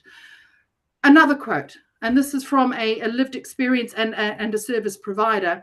Our services are disgustingly lacking in weekend providers. I mean, are there any even? If I don't know what I know, I would be a lost cause because I do not feel supported. There's no support in the weekend, you know. When are we going to get over this 9 to 5 business? Venue staff are, and I'm not quoting, our venue staff are attentive. Our venue staff in the Hotel Reefton are looking after 6 players at any given time on those machines. They are talking to them. They know them by name. They know them by character, by personality traits. They know them so very, very well. This cannot be said for, as my friend Ben Hodges has said, for the online unregulated environment. So venue staff constantly looking out for people, especially those who have excluded themselves, to make sure that they don't slip in. Recidivism amongst problem gamblers is a huge problem, which it is not being addressed. And another quote from the Malatest harm needs assessment: there is a need to provide counselling, treatment and support during a self-exclusion period, and a need to provide clinical follow-up for problem gamblers at the end of their exclusion periods. I cannot impress upon you how hard it is to find help. Our venues will phone me personally and say, I have an excluded player in front of me. He needs help. Where does he go? Apart from reporting him to the DIA, who really don't seem to have many teeth in this regard, we are struggling because we do not, when the Salvation Army closed its doors or their contract was removed in January of this year, most of our relationships with people who provided a bloody good service in most communities disappeared, gone. The last point, well, one of the last points I want to make is we did note that your statement of proposal references data, which includes brief interventions I say to stack up the numbers. Brief interventions could be a 30-second conversation. On the other hand, the ministry chooses, it relies on data which excludes brief interventions. And once you look at those figures, the numbers are considerably different. So I would urge the policy writers that are trying to give you this information to actually give both sides of that particular coin. Lastly, funding. So I also, in addition to overseeing the compliance of the Lion Foundation, I oversee the grants. Our biggest barrier is actually receiving an application. If we get applications, we deal with them. But also please understand that we're in a highly regulated environment. There is so much that the Department of Internal Affairs says we cannot fund. So, by all means, give me a call. I'm more than happy to come and meet with you to discuss these aspects, which I think are very often overlooked, because we would love to be able to fund directly. We have to distribute this money. It's not a question of we want to. We do want to, but most importantly, that's our mandate. We have to. And we want to return it to the community of origin. But if we don't get applications, well, then, yes, we probably will fund the Nelson Helicopter Trust or whatever, because it does render a service which we can say, or an ambulance, something like that. So, yeah, those are just a couple of points that I wanted to raise. But yeah, I think if you've got any questions, I'm going to keep quiet, and hopefully the speaker after me, Jared True, a gambling law expert, will be able to answer most of your questions, if not all. Thank you very much. Great, thank you. So Jared is our last speaker. There's a minute in your time. If anyone has any questions for Samantha. Oh, we'll claw that minute back. Okay, thank you, Samantha. Thank you. Appreciate the opportunity. Thank you so much. Excellent. So as introduced by our last speaker, Jared True, you're our last oral submission today. The floor is yours. You have 10 minutes. Thank you. I'll share my screen.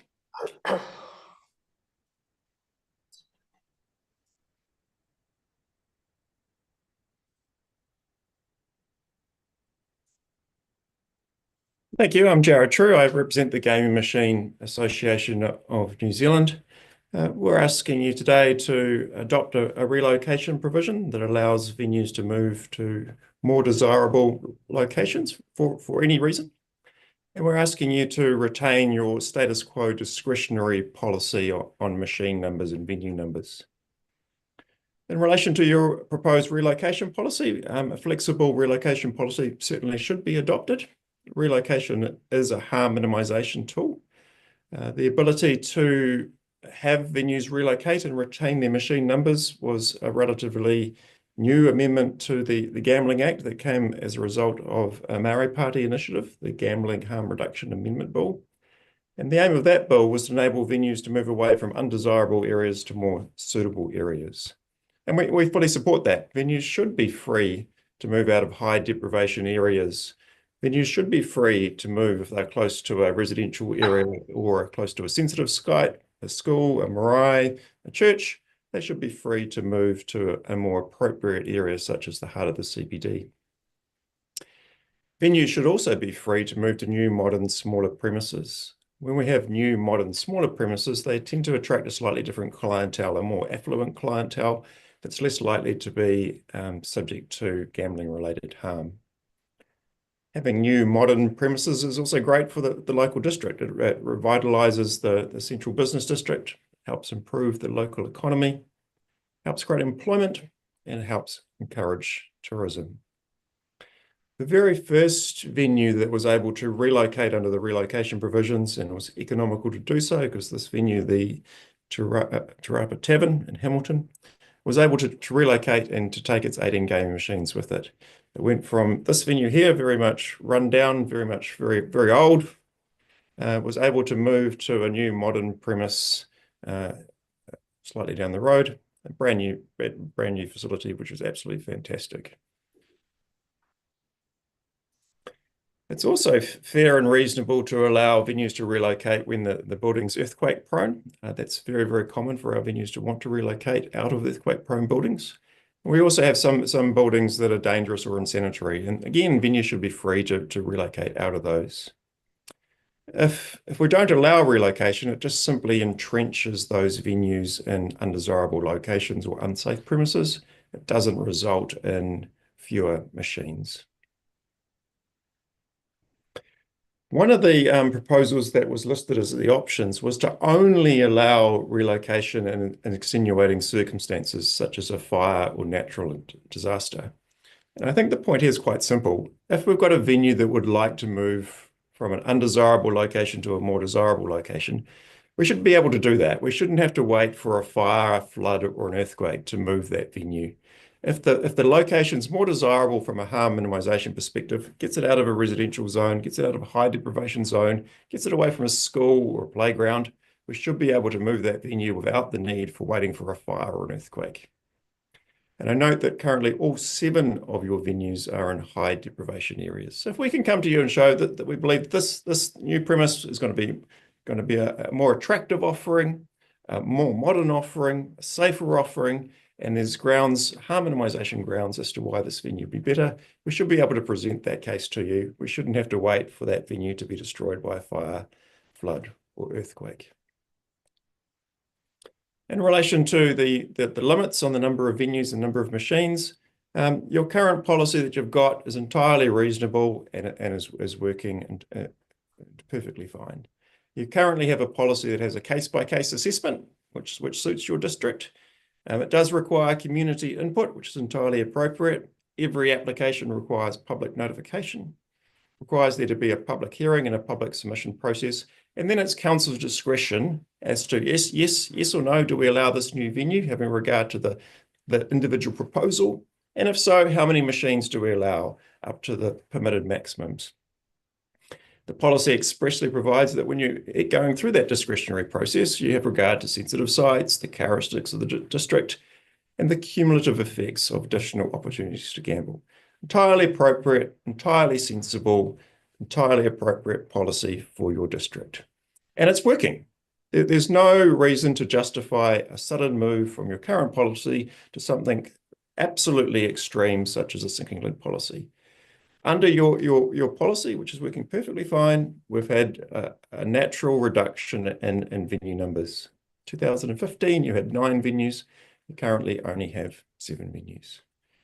Under your current policy, we've seen inflation-adjusted spend on our machines gradually reduce.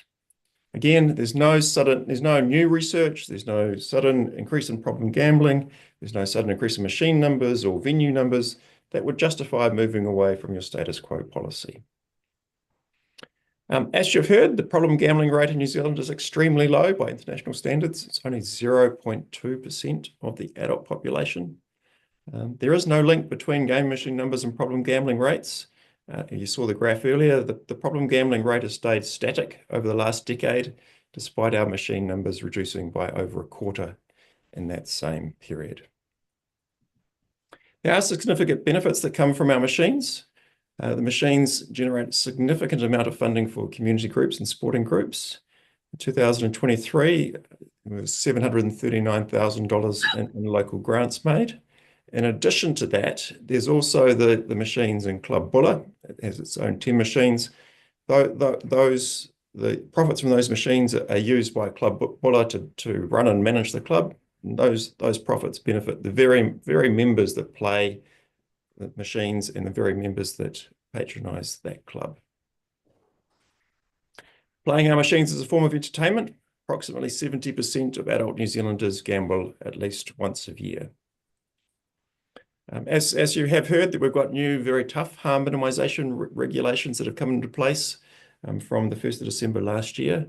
There's now a limit on the amount of cash you can get. If you have 2 or more cash withdrawals, staff are required to have a conversation with you to assess whether you're a problem gambler and to write a report about you. Any ATM that we may have in a venue must now be in direct line of sight from the main bar. We can't have our machines visible from outside the premise. And as you've heard, the venue staff need to go through the room at least 3 times an hour, every 20 minutes, and sweep and monitor those players and make notes and records of those players. Now, what we are seeing, though, is we are seeing a huge growth in online gambling. And you may have heard that the government's announced that if you can't beat them, join them. The government's announced that we will now be licensing online providers.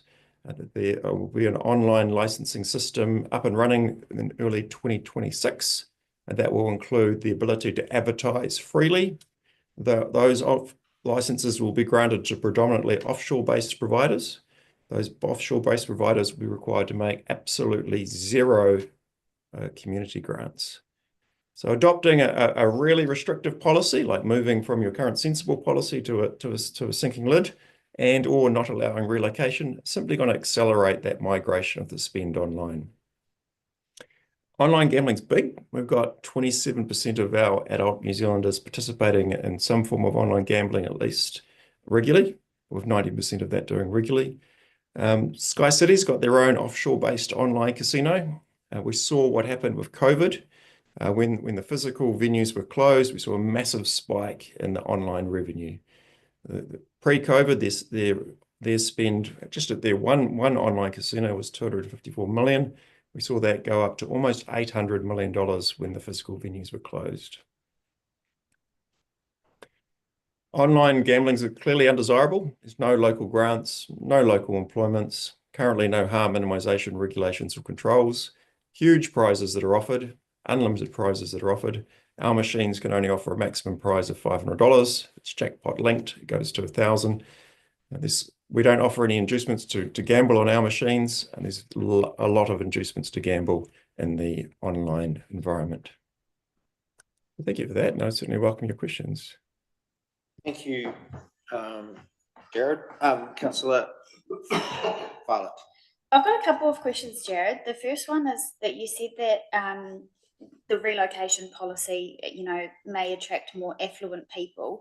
Do you have any evidence that more affluent people are less likely to be problem gamblers, or is that just an assumption? The more affluent you are, some people could spend $40 and that could cause them harm. Other people could spend $400 in a week and that wouldn't cause them harm. So if you've got a limited amount of disposable income, there is a greater risk that you could spend more than you intended on the gaming machines, and that could cause you harm. So I think there is a natural correlation with that. Okay, correlation, but no evidence. And the next question is, you said in the relocation policy can be a harm minimisation strategy, but wouldn't always be a harm minimisation strategy. For example, in Bulla, if one location was to move somewhere else, it's just as deprived somewhere else because we've got a very small community and the whole of town is deprived. So would you support a policy where we allow relocation to an area of less risk, but not just, free game anywhere you like? Yeah, so I would certainly support a relocation policy that says we would allow venues to relocate, but as part of the application, we would like you to present evidence that it will be a more desirable location and particularly more desirable in relation to harm minimisation. Absolutely support that. But I do accept the issue that if we're talking about relocating venues within the CBD or to the CBD, that the way the deprivation index is rated, that most central business districts are considered to be high deprivation, even though, in fact, that's the areas where you'd want the machines to be. But certainly support a relocation provision that was on a case-by-case basis, with the onus on the applicant to prove that the new location is more desirable. Absolutely. Thank you. Thank you. Any other questions, councillors? We are over time. Councillor Naylor? Yeah, just in terms of the sinking lid policy, we've got one of the highest rates, or second highest in New Zealand, machines per head of population. So what real effect would a sinking lid policy have on the Bulla when we're so high? So I think that's probably a skewed statistic, isn't it? Because when you have a very high populations like we see in Auckland, where we have a large number of people in a small area, and you have two venues servicing those areas, it appears to be a large number of people per machine. Whereas when we have a district like yours, where it's not highly populated, you could just have a very small number of venues, but because the population's not high in those areas, it appears high. So I think only having 7 venues in your entire district is not high at all. And I think that those figures are slightly skewed because your population bases aren't as concentrated as you see in other districts. Any other questions, councillors, before we close this out? Okay, thank you, Jared. Very good. Thank you. I will suggest a 10-minute adjournment. Just anyone who's online is welcome to stay, but we just need a wee break. We've been going a couple of hours. So 10-minute adjournment, and we'll come back and begin our deliberations to do with the Cosmopolitan Hotel application first. So if we reconvene at 5:45, we'll just go off for a bit. Thank you.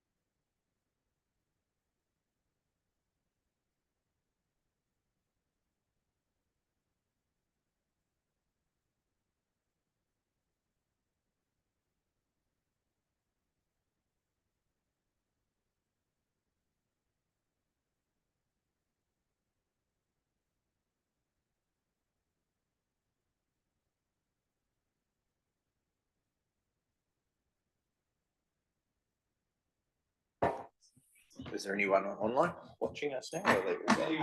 Or He's still there, but he's got his thing turned off and we're still live streaming. well, they're allowed to be there. I'll just. Yeah, of course.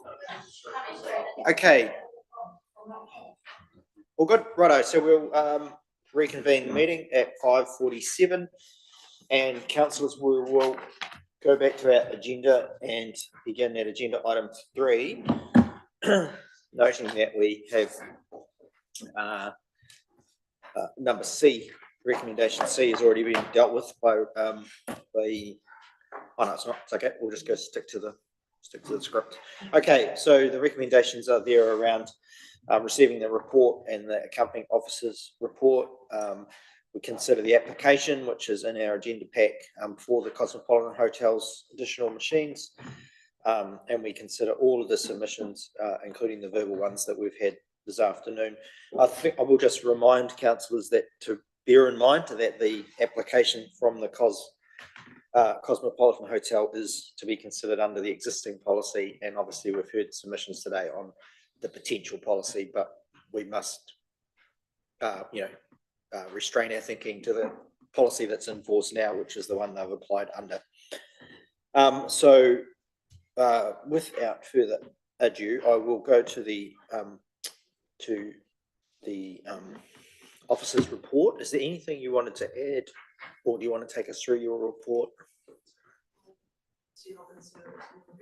Yep. Use the microphone. Right hand button. Is it working up? Okay.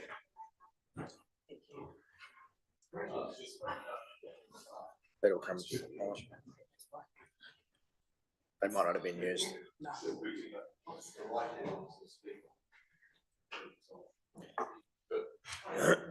There you go. See you live now. So yeah, just if you wanted to add anything, or otherwise just take questions from councillors.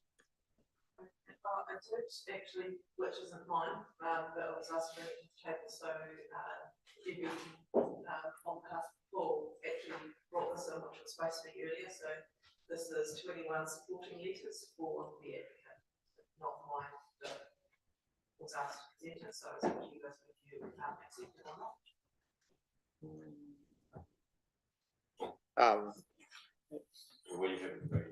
That's better? No, yeah, that's better.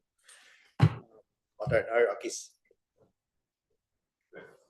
It appears to me to be people that have received funding from the applicant. So I think it's okay to look at that because he did refer to supporting letters in his verbal submission. I understand that may be it. So it's not new material, it's supporting material to his verbal submission, I think. So councillors feel free to peruse that. I think it's well known, the various community groups that have had support from the trust. So that information was also in the supporting written document with the Excel spreadsheet showing the distributions they've made over a period of time. If there's nothing else, councillors, is there any questions of Ms. Armstrong? Councillor Fowler? Are we able to clarify the money side of things? We're still trying. Oh, okay. I'm not. Sorry. Push a button.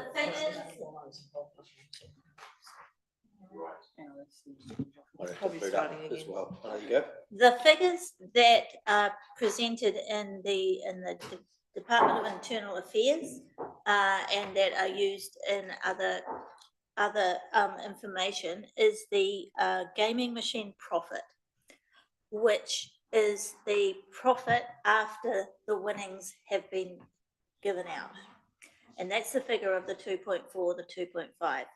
What I cannot find is what I would term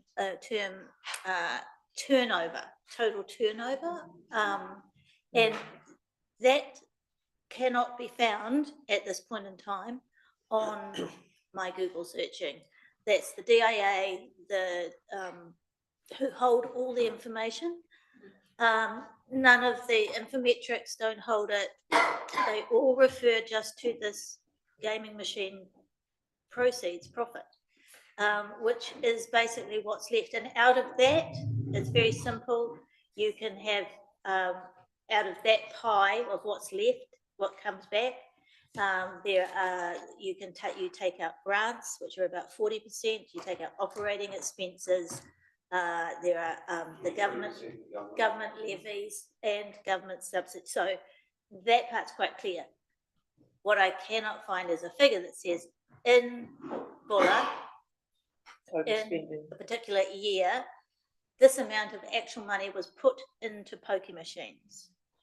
But it's that residual amount that is referred to. Yeah, what I've found through going in the wormhole that is the Department of Internal Affairs website is a lot of information is on spreadsheets, and you have to dive into pages and pages and pages to get the yearly or quarterly of the year information to then add up to. It's a giant wormhole. It's not very easy to navigate at all when you're trying to find statistical data. Okay, any other question, Councillor Nolan? Just remind us how many machines were in McManus that no longer exist. Ooh, 15? No, it was more than that. It was more than that. I have got that in my report. I think they might have had the full 18. 14 was 14 operating machines. Yeah, in McManus's. So the my report is neutral. The applicant, as far as I can determine, owns the 14 machines at the Black and White Hotel and the 6 currently at the Cosmopolitan. What I can tell you is I did add up in the numbers provided by the applicant of their total spending in 2023, which equaled, they returned back to the community $597,592.58. And I guess in comparison, from what I understand is the applicant, the Trust Foundation, seems to be the only applicant that consistently gives back to Bulla district itself alone, whereas from what I understand, the rest of them, as some of the submitters have said, will go in, that 40% goes into that national pot. And if Bulla district people don't apply for that, then it goes into the national pot. Yep. So from what I understand, $597,592.58 actually went back to the Bulla community. And that is in comparison to the total numbers. The total number given back to the Bulla district is 739,120. So theoretically, nearly 600,000 of that was from this one from the 20 machines at the Black and White and the Cosmopolitan, which is vastly different to the previous application that we looked at. Yeah. So I'm not going to go even any of the stats because we've read those and we've done those backwards and forwards. Okay, thank you. How do you wish to deliberate, councillors? Do we want to move a motion? And I mean, the recommendations or the options really are we either grant it or we don't for the new machines. So I don't. Beg your pardon? I do have actually something I would like to mention. Sorry. Okay, sorry. My only thought is that if alterations were to be done, that being a alcohol licensed premises, would like probably from the applicant some sort of plan or approval, maybe pending what that may look like. I'm not sure if that could be done or anything, but I'm just wondering what that might look like. We've heard that they might move a wall and be doing other alterations, but yeah, the applicant did speak to that before. So isn't that aspect picked up by the license though, like the alcohol license side of it? Alcohol license doesn't. Whilst the gaming room is in the licensed area, it's not actually under the alcohol licensing. It's a DIA. That's a other aspect. But I thought alterations to their bar and layout and that was a license, like they would have to kind of notify you. Technically, it's probably not going to affect the licensed area per se. more from the gambling side, visibility and things like that. So I don't know what that would look like. That's all I'm saying. Okay, thank you. Deputy Mayor. I think what they said was they've got a false wall and they were going to remove the back wall away, so not affecting the bar area, but moving it back towards a separate entrance without creating room. I think it's concrete. And cover the, maybe cover the front there. Yeah. So I don't necessarily see a great deal of harm in somebody moving one or other of those options because the debate is literally with one successful, then the other one becomes the option, I guess. But is that how we want to do it? If there's no further questions, otherwise it's tricky to sort of manage the debate, speaking times and the like. I'm happy to move too. So do you want to deal with all of them? A through to D? There's one. A to C, okay. So let's do that. Receiving the report and accompanying officer's report, and B, consider the application by the Trust Community Foundation Limited to operate a further 3 gaming machines at the Cosmopolitan Hotel, 136 Palmerston Street, Westport, and C, considers all the submissions received to the application. Moved Councillor Grafton, seconder Councillor Farlett. I'll open those 3 up for discussion if there's anything required there. All those in favour? Any against? That one's carried unanimously. Okay, Councillor Grafton, you indicated you wanted to move D2. D2, which is to decline the application by Trust Community Foundation Limited for the addition of 3 new machines to the Class 4 gambling venue at the Cosmopolitan Hotel in Westport. Is there a seconder? Seconder, Councillor Farlett. I'll open that for debate. So, do you want to speak in moving? I appreciate the money that comes back into the Buller region, but declining this application won't change that. The publican wants to make more money from people spending more money in the machines, which I believe is not in the best interest of our community, which is why I think we should decline the application. Thank you. Anyone else wish to speak? Councillor Naylor. Thanks, Mr. Mayor. Yeah, I'm in favour of the motion to decline. I think we're a little bit bound by it, really, in terms of the other application we had from Club Buller. We declined that. I guess my concern is that the idea of having more machines is to attract more money, it seems. I thought we heard from the Club Buller people that the more machines, they would see a slight uplift in terms of total revenue, but here it seems to be the driving factor behind the request for 3 more machines. And the fact that we've lost 15 or 14 machines from McManus didn't seem to have, I'm not sure how that was included in the figures we saw, but the total revenue that's generated, or the loss, doesn't seem to be affected by 14 less machines. So I just have this feeling that if there's 6 machines and there's so much money to go in, does it matter whether it's in 6 or 9? And I would have thought that it would have spread out over the 9, but we're hearing that it will generate more revenue. So yeah, I'm in support of the motion. Thank you. Anyone else like to speak? Deputy Mayor.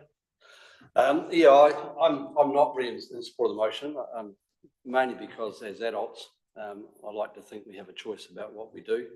I understand there are problem gamblers, there are problem drinkers, there are problem eaters, etc., and we need to support them. I think the institutions have all said how much they're being not forced but encouraged and mandated to offer that support. And for a lot of people, the vast majority of people, they go and that's part of their entertainment, like they go and have a beer, they spend the money on a beer, they spend the money on a pokey.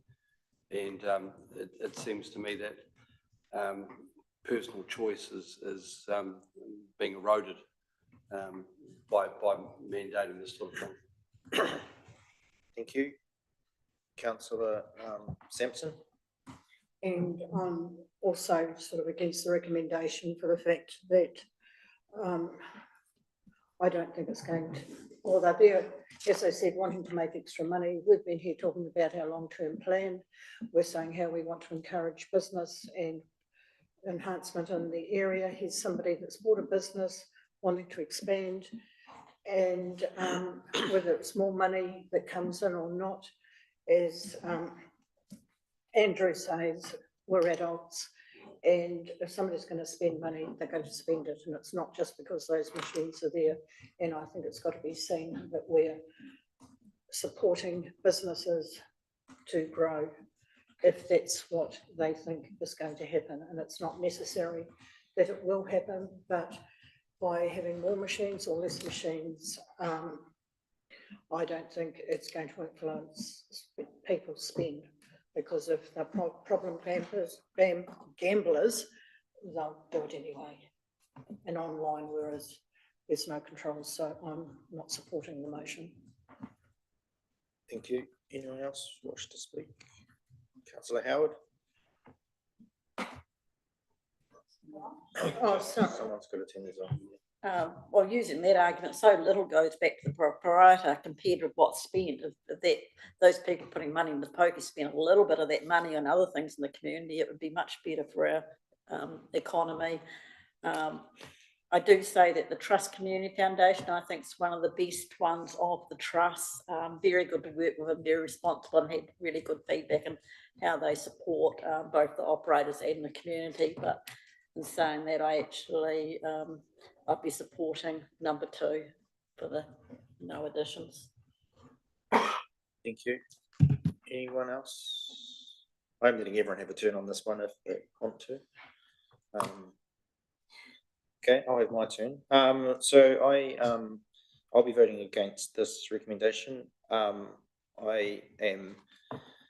My concern is around what I like about the TTCF is that it does distribute significant funds back to the bullock, back to where the money was collected. I do struggle to think where some of the community organisations might receive funding from if this was to disappear from the community altogether. As an example, I'll consider, and I'm no longer a committee member or anything of the Westport Trotting Club, but that is an example, and it's clearly in their list of distributions, that the Trotting Club has been a annual recipient from the TTCF, and that money is spent on the facilities down there, which has quite a wide-ranging community benefit to various community groups aside from the racing sector itself, to maintain their facilities and rugby fields and grandstand and tea rooms and whatever. So there is substantial community benefit from that aspect. I note there are people who have problem gambling issues. My feeling is that in a town like this, the machines are like people seek them out who want to seek them out. I don't think there's no big large draw cards out on the street sort of pulling new people in. Like, it's not like they're lined up out in the open or something where people see the shiny new thing and think they'll go and look at it. I mean, in my view, and the same, I think I used the same argument at the previous application from a different venue for machines, is that you don't go to that place and be surprised that there's machines there and suddenly think, well, let's have a go. It's part of the experience for some people of going to the hotel. Again, it's a lawfully established practice in New Zealand. There's lots of regulation around their reporting and monitoring of the harms and things. So in my view, effectively we have had a decline in the number of machines in the district, and the number of problem gambling people appear to be, or people affected by problem gambling appears to be fairly static from what I can gather from the presentations and speakers today. So for that reason, I just don't think there's any additional harm by allowing 3 new machines, so I'll be voting against the resolution to decline. Is there anyone else wish to speak? If there's not, then I'll look to the mover if he wishes to have a closing remark, or I'll just put it to the vote. Okay, so everyone's had a good go that wished to. I'll just restate the recommendation. So this is that council declines the application by the Trust Community Foundation Limited for the addition of 3 new machines to the Class 4 gambling venue at the Cosmopolitan Hotel in Westport, and that was moved by Councillor Grafton and seconded by Councillor Farlett. All those in favour? All those against? So that is a draw. It's a tie, which leaves us with the status quo, and I'm not sure what that actually means in this situation.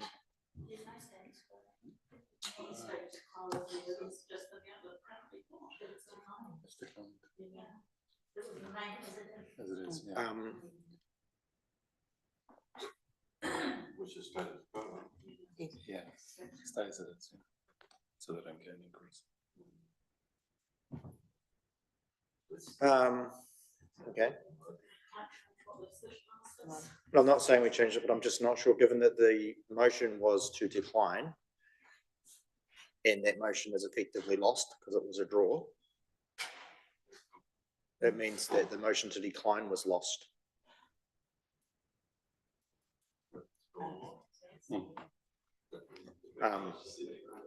So that means that the motion to decline has not been determined successful by this table, and so I guess the. I know what you're saying.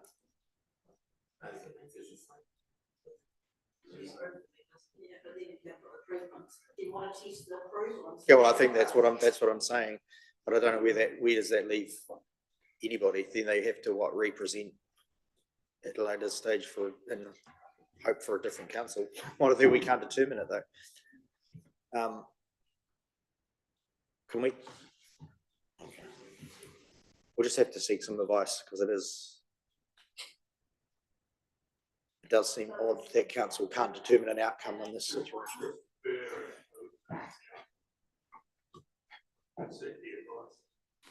Yeah, is there anything clear?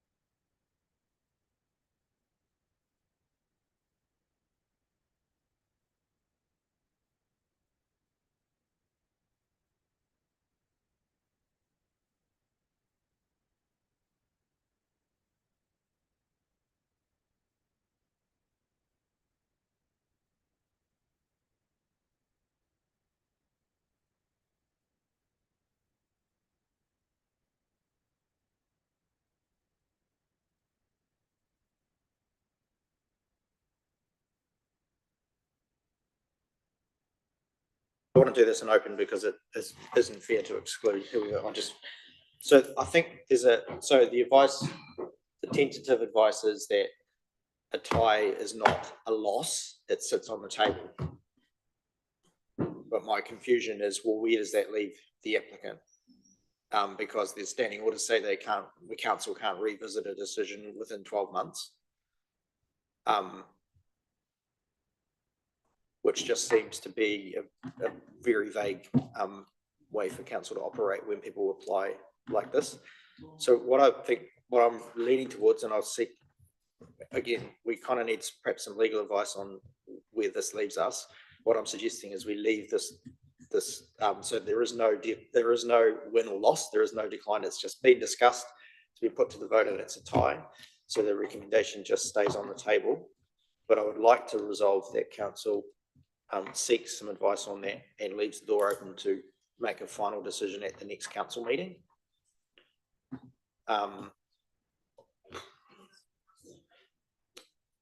Yeah, but I think we need to. Well, I'm not saying. Yeah, I'm not trying to stack the books here. What I'm trying to make sure is that we don't have a ultra virus, whatever you say, illegal decision made today.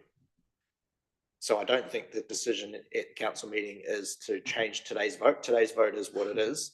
What we need to understand is we can't confirm the outcome until I think we've had some advice. So the paper that would come would be a brief paper on at the end of the month to say that this decision today means it's a decline, or it means they have to reapply, or it means whatever, because I'm not quite sure what we'd be telling the applicant. So There might not be another vote. The decision could be either way, here and now. Yes, so I think this vote is legitimate. We've got a quorum. People have heard the submissions. They've voted, but it's left us with a tie. And I think in the absence of a casting vote, we don't have any way forward for this application without getting some advice. Councillor Howard. So I'll open that for a general discussion, because should it be able to go back for a vote, we understand that people there are apologies today because they have been through the hearing process.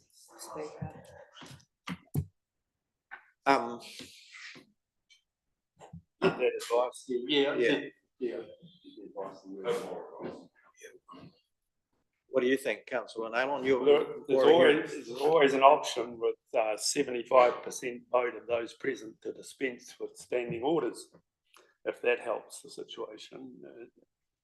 And also standing orders says that you can revisit a motion during a meeting if more information comes to hand. So that's probably not an avenue. So I think what you're doing is sensible, and we really have no other way. So can you just make sure your minutes that the decision is not determined, but that can we just make sure we record the vote? Because it was put to the vote. A vote by division with names? Yes, I think we should do names. So it's a vote by division with the names, just so it's on the record, because that may become important if we revisit this at the end of the month. Yeah, I can do that.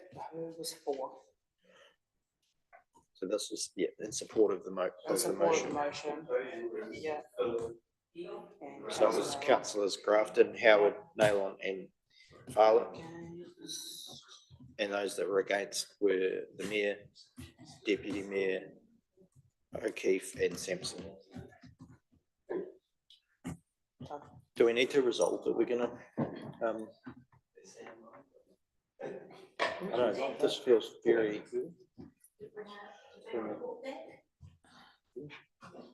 so I think we should resolve that council requests advice on how this application is determined in the event of a tied vote to the next meeting. I don't think we need to muck around.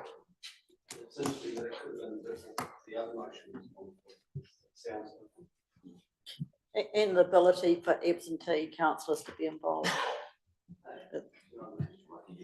Yeah, well, it'll all be captured up in how we deal with the tie. Yeah, and your votes. Yeah.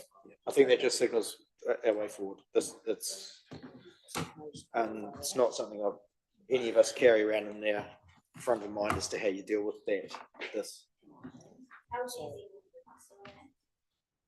Possibly.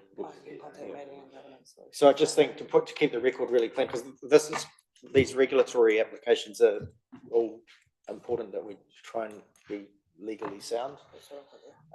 So the council requests advice to be brought to the next meeting on how this application is determined in the event of a tied vote. Because of a tied vote, yes. Yes. Request, yeah, advice to be brought to the next meeting on how this application is determined because of a tied vote to decline the application. Yeah. Oh, so mine was, does it have to wait until the, like, if the information comes out that it's. Why? Because we've already voted though, haven't we? So wouldn't it be a done deal if the information is found? Well, it could be, but I think we just report back. It's 2 weeks away. I don't think it's, I think that's all we can do. No, well, we may not, but I think it'll be relatively straightforward. We would, yeah. we will do. It's probably, even if it wasn't after hours, we probably wouldn't be able to get something. Yeah, so I think we will. So I'm moving that council requests advice to be brought to the next meeting on how the application is determined because of a tied vote to decline this application. Someone second that? Councillor Farlett. Everyone understand what we're doing? All those in favour? Any against? That's unanimous. Yeah, in the absence of a casting vote or something. Yeah.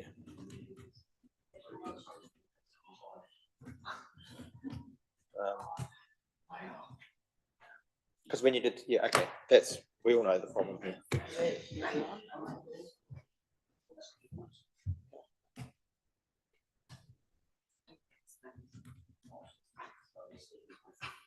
Because I suspect. Okay, I won't start pondering. Yes. Okay, we've dealt with that. Unfortunately, it isn't as clear cut as I thought it might have been. Okay. So the next agenda item is the policy discussion. Again, we've heard those submissions. How do we want to progress with this? Mr. Mayor, can I move number 1, 2, and 3?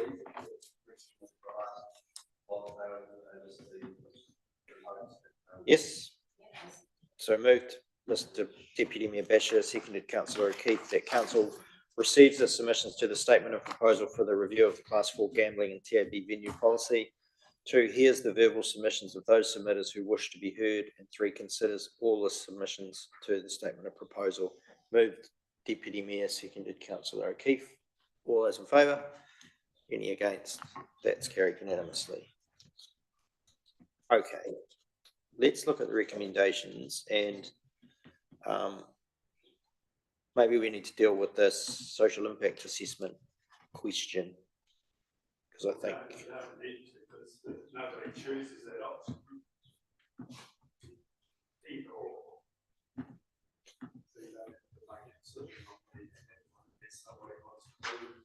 yeah.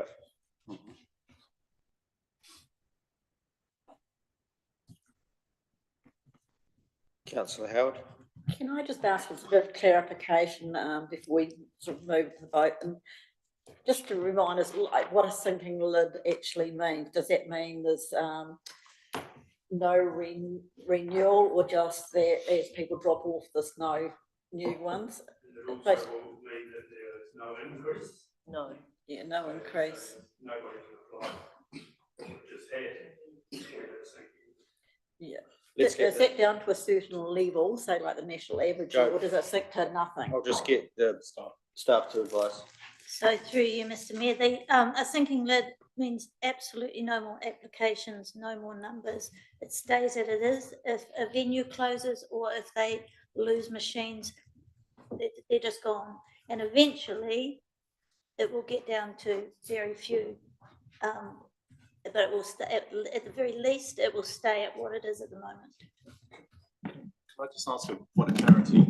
So in the case of if a venue has the ability to have 10 machines but only has 5, if we have a sinking lid policy, they could still, as of right, go to 10, or the sinking bid means they can't go beyond 5? It means the status quo as is at the day that it's signed off. So they can't apply for any further machines, even though they might be allowed them under the Act. Councillor Howard, carry on. Just, you can still have a sinking lid, but accept a relocation in circumstances, so couldn't you too? Yes, that's correct. You can have a sinking lid, and however, if a venue with a set number of machines either burns down or has an earthquake, that's one option. It can move somewhere else. Or you can be more liberal than that and say you can move from one position to another. For any reason, yeah. The reality in Buller is, of course, there's no level. We are all 8, 9 or 10 in social deprivation. So normally what happens with that, they allow a relocation to a level 6 or 7 area. But in this case, that's a bit meaningless. Deputy Mayor. Can I just ask clarification? What is the difference between 2 and 3? Maybe being dumb here, but probably am. Right. So 2 and 3 is relocation with restrictions and there's restrictions only, so there's no relocation provisions. So you can't, part 3 is you can't shift them around. You can't shift. Okay. No. Okay. Thank you. That's good clarity though. Okay, so let's play the same game the other way around. Does anyone want to move? Yeah, I'll move. Sorry. I'll move B2. I'll second that. Okay, so it's B2. So that is that we do. So it's been moved and seconded by Councillor Naylor, seconded Deputy Mayor, that directs the Chief Executive Officer to prepare a draft Class 4 gambling and TAB venue policy to the Risk and Audit Committee by April 2025, based on the status quo with relocation of venue provisions and restrictions on number of machines in the district, number of venues in the district, location of venues, and number of machines in venues. Is that correct? Not the status quo, it just says relocation. Yep. That's fine. So in this case, at the moment the status quo has very little restrictions. So it has no caps on the number of machines or anything like that. It's just if you are able to comply with the provisions, and then we will consider the possibility that you can have more machines or a new location. So this is basically the cap. B2 is basically using a cap. The next time you would be presented with a policy which says, for example, you can have X number of machines. You can have them in this area, but they need to be this far away from a school, this far away from a marae, this far away from. So at the moment we don't have specifics, and that would put specifics onto the location of venues and possibly the number of machines at each venue. So I read it out wrong. So I think we should just clarify so that that B1 is not part of it at all, is it? Status quo is not mentioned. No. Okay, so I read that out wrong. So I will reread it because it is important, and then I'll come back to you, Councillor Howard. So we're directing the Chief Executive Officer to prepare a draft Class 4 gambling and TAB venue policy to the Risk and Audit Committee by April 2025, based on relocation of venues, provisions and restrictions on number of machines in the district, number of venues in district, location of venues, and number of machines in venues. And that was moved Naylor, seconded Basher. So just to clarify that, so that's a valid resolution on the table. So Councillor Howard. I just had some questions. If we adopt that, how do the existing licenses go? Do they stay status quo until they come up for renewal or relinquish them? Let's deal with that one. So those through you, Mr. Chair, those the current licenses remain as they would be until they wanted to either increase them or move. They would just stay as they are at the time that the policy comes in. Did you have something further?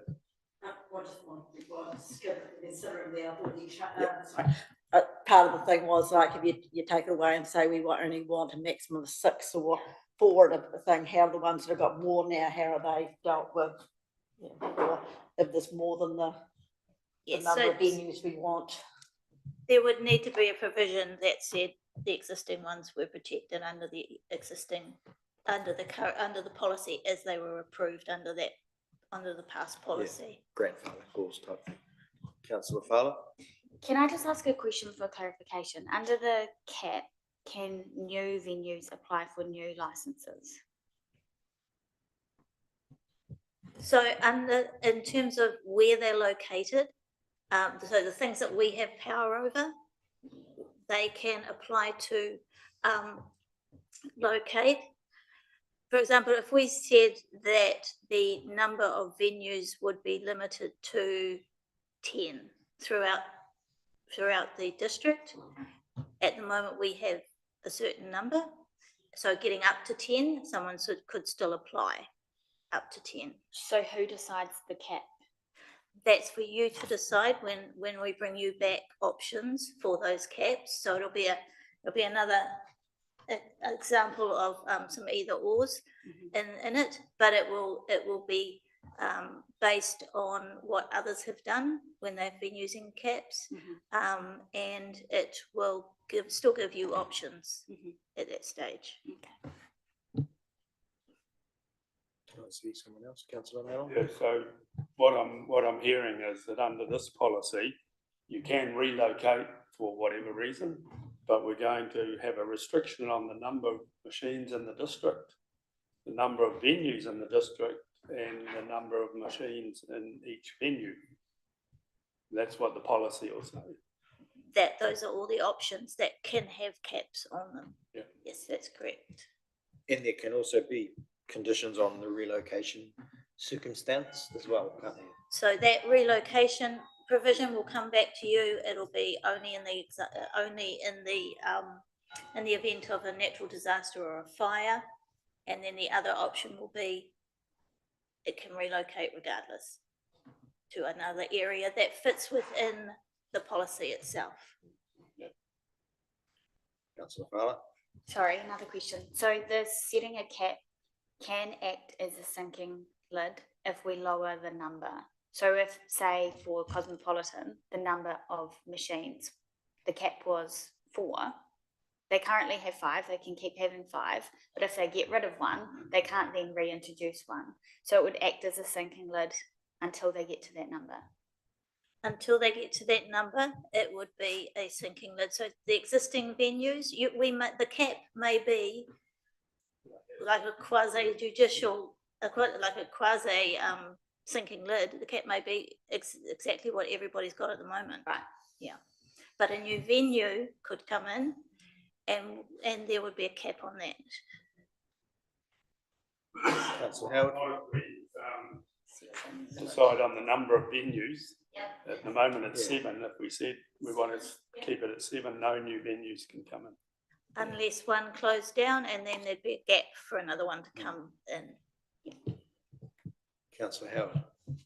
Around relocation, I'd be more happy, rather than the very restricted hazard things or fire, I'd refer it to a relocation would have to come back to council for a decision, because I think that some of the submitters brought up very valid things about a better quality building or more desirable areas in the community, and given master planning, maybe in the end one might not be in central Westport, it might be in another area or out the Cape. So I'd rather have those relocations certain circumstances for a decision to be brought back to council to consider, maybe around some of those criteria. So yeah, I think that was what Roman said. It could be just natural disaster type things, or it could be broader than that. Any other questions? And we'll put that one to the vote. Okay, it's been moved Councillor Naylor, seconded Deputy Mayor Basher. I've already read it out. All those in favour? Any against? Okay, the motion is carried with one against. Okay, that one's dealt with. And there being no further business, there's nothing else to deal with, is there? Did we actually clarify how the table actually felt about how restrictive the being able to relocate was? Coming back, okay. Yeah. Okay, thank you. With that, we'll close the meeting at 6:32. Thank you very much.